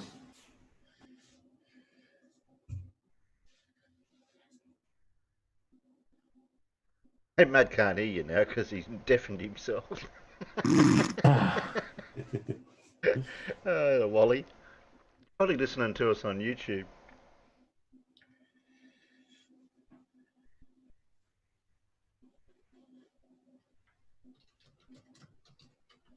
That's okay. No, that's all right. Have we got a understand, Alan. I assume that. Have we got a Pip story tonight, Terry? I don't know. Anyone out in the peanut gallery would like to listen to a Pip story or not? I bet they would. You reckon they would? Hands up, peoples. Peanut. My hands are raised as high as my hands will get raised. Yeah, but you can put your I hand know up. that. You can do it in the internal participants. Put your hand up. Oh yeah, I can, can't I? Because I can't. That's the only way I can raise my hands. Because I can't actually raise my hands above my shoulders. I'll see how many hands I get in the internal participants. real life. I've got one. So it shows up on my screen on your avatar. If you put it up. No, I can only see one hand. How do you do that? Two. I can see two hands. Down in participants, down the bottom, you've got in choices. participants. Okay. Yeah, in participants. Yeah. There we go. Peter's got a hand. Rippert's got a hand. Have a look out in YouTube too, Terry. Yeah, I'm looking to see if there's some hands. Dora's thinking and putting a hand up. Milkman Dan put his hands together. Peter did, yeah. Not out there, Peter, in here. You can't have two hands. I have got two hands, though. That looks like Dora's got her arm waving way above her head, as is Miro. Yeah. I'm waiting for Paul. And I don't think Big Blue's awake. He's probably nodded off. Farmer's not putting his hand up. Yeah, you can put my hand up. Oh, what, we count as well, do we? But don't you know how to put your own hand up? Can't be bothered. Oh, dear. Oh, hang on. There you go. Really? Testing to make sure you know where the controls are. Oh, I know where the controls are. Just you can only put one up at a time. That's a shame. And then I can do this. What if I click on go faster? I can do that, and I can do that. There we go. I've lowered your hand. Lowered your hand. There you go. No, my hand's up again. Oh, shit. No, it's not. Oh, dear. Look, I'm trying to do Everyone work out- here. Everyone out in YouTube are going, what the hell are they talking about? Oh, good old Sleepy. He's done it again. Mighty Mice commented on his comments being deleted. And Sleeping's come back and said, because you think your comments are genuine comments aimed at actual closure points. What they actually do is flood out the pinned comment. And I think the pinned comment is a place for censorship. So I've basically just gone back and said it wasn't a pinned comment then. Maybe we should have waited for a few more comments to come through so we'd have a record. Because when me and Mighty Mice were Anyway, making comments, it wasn't a pinned comment. Why shouldn't you comment on a pin? Why shouldn't you reply to a pinned comment on a YouTube video? Yeah, but the whole point is he's saying, oh, you shouldn't leave all this crap on the pinned comment. It wasn't pinned then. He pinned it afterwards. Way afterwards, actually. But isn't the whole reason that you pin a comment is so that everyone sees it and they can react to it? Well, I think you'll find that what he actually does is why he gives a thumbs up to people's comments and pins them. It's all to do with interaction, isn't it? Yeah. Oh, hang on. So if someone interacts with a pinned comment, does he not get the interaction?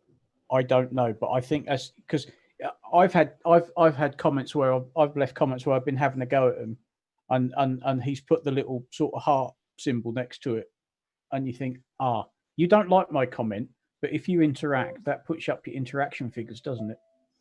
Yeah.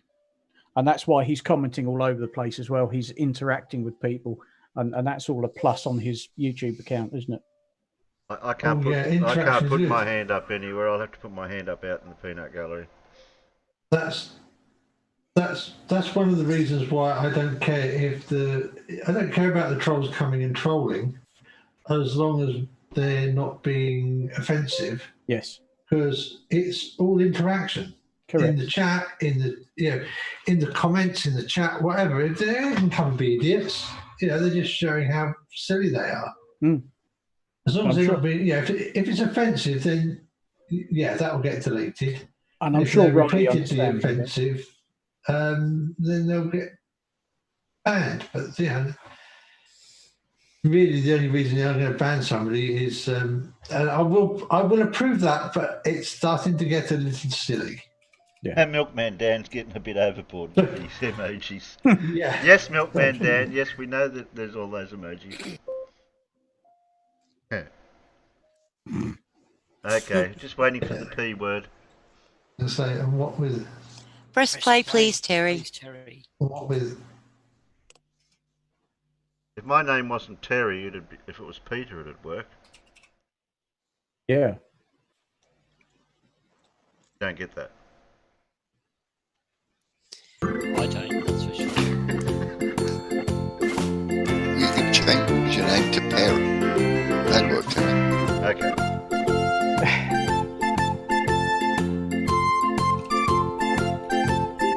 This story was written by one of my subscribers and kindly sent it to me to read. Thank you so much. Play. Mary loves wood.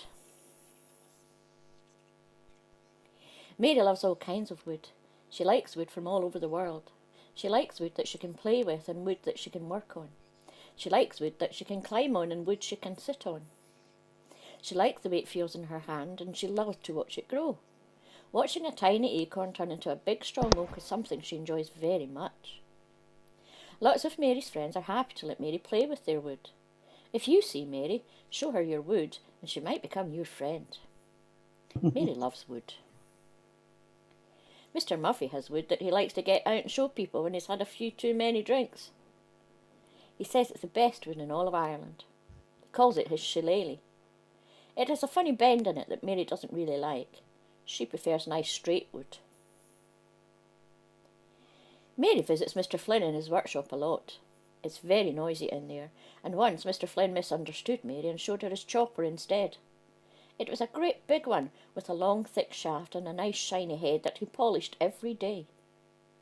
Mary liked his chopper and asked if she could hold it. Mr. Flynn was only too happy to let her. He liked it when people showed an interest in his tool. One day Mary asked if she could put his tool in her special box. He was so proud that he took a picture that he keeps in his shed. Felix from Mary's church group has a lovely piece of African wood that Mary loves the best. It's thick and dark and very, very hard. She can stroke it and play with it for hours without getting bored. Felix likes when Mary comes around. He plays with his wood a lot, but it's always better when Mary joins in. One time they played a hiding game where Mary sat on Felix's wood all afternoon. He pretended that he didn't know where it was, but his smile said different. Mary has two friends, Tom and Neil. They like wood as much as Mary does. They even have a special club where lots of young men go and show their wood off to one another.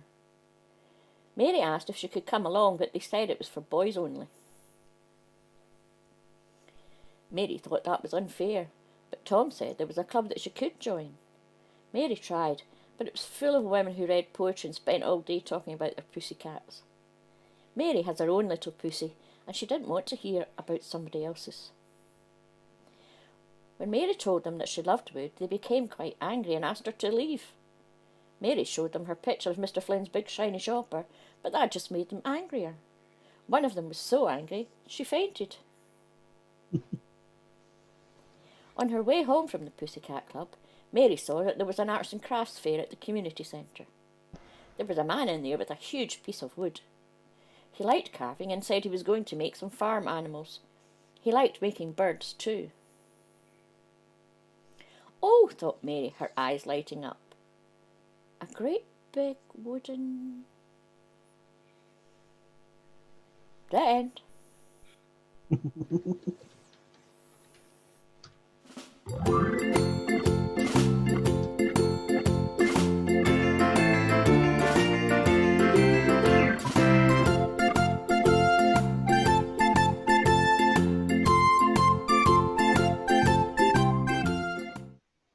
Didn't finish the word off. Yeah, funny that, eh? Yeah. Was it a rooster? Of sorts. Yeah, I think it was a rooster, yeah. Yeah. Would any rooster do?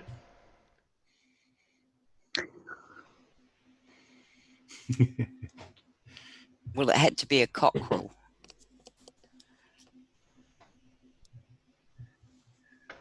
That was a self-explanatory. I'm not going there. I'm just not going there. I heard a giggle from somebody when I saw what I said. I'm over here muted. It's all right. Just not going there. Oh, that's your lot for tonight.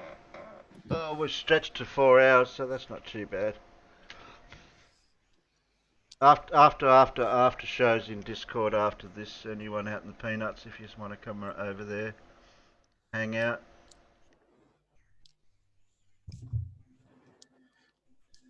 Yeah. Oh.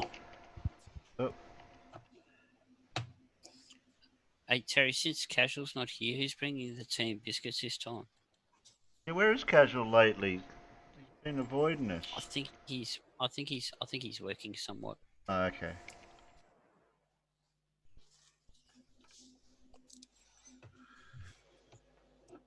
Gonna wake Blue up before we go, or we'll just leave him? Well, you'll just boot him anyway, won't you? Yeah. It'll be like falling out of the bed, so to speak. What? I was comfortable there. Poor old boy. What am I missing? There we go. That's, I don't usually, that's all I write, don't I? That. For you guys out in the Peanuts. Oh, thanks Alan. Thanks Farmer. Thanks Pip. Thanks Paul. Thanks Mippet. Thanks Peter. Thanks Big Blue. Thanks, Terry. We had Mira, Thank you, Death, Terry. Demon, Chris, TP Seeker. TP Seeker, you just rocked in. You're a bit late. Dora, Point Laugh, Pineapple, Milkman Dan. Milkman Dan hasn't been in for a while. Haven't seen him for a while. Who else did we have? Chris, Death. Jinx, oh, Jinx, was there. I didn't see you there before, Jinx. But who have I missed? Colin. Thank God it's flat.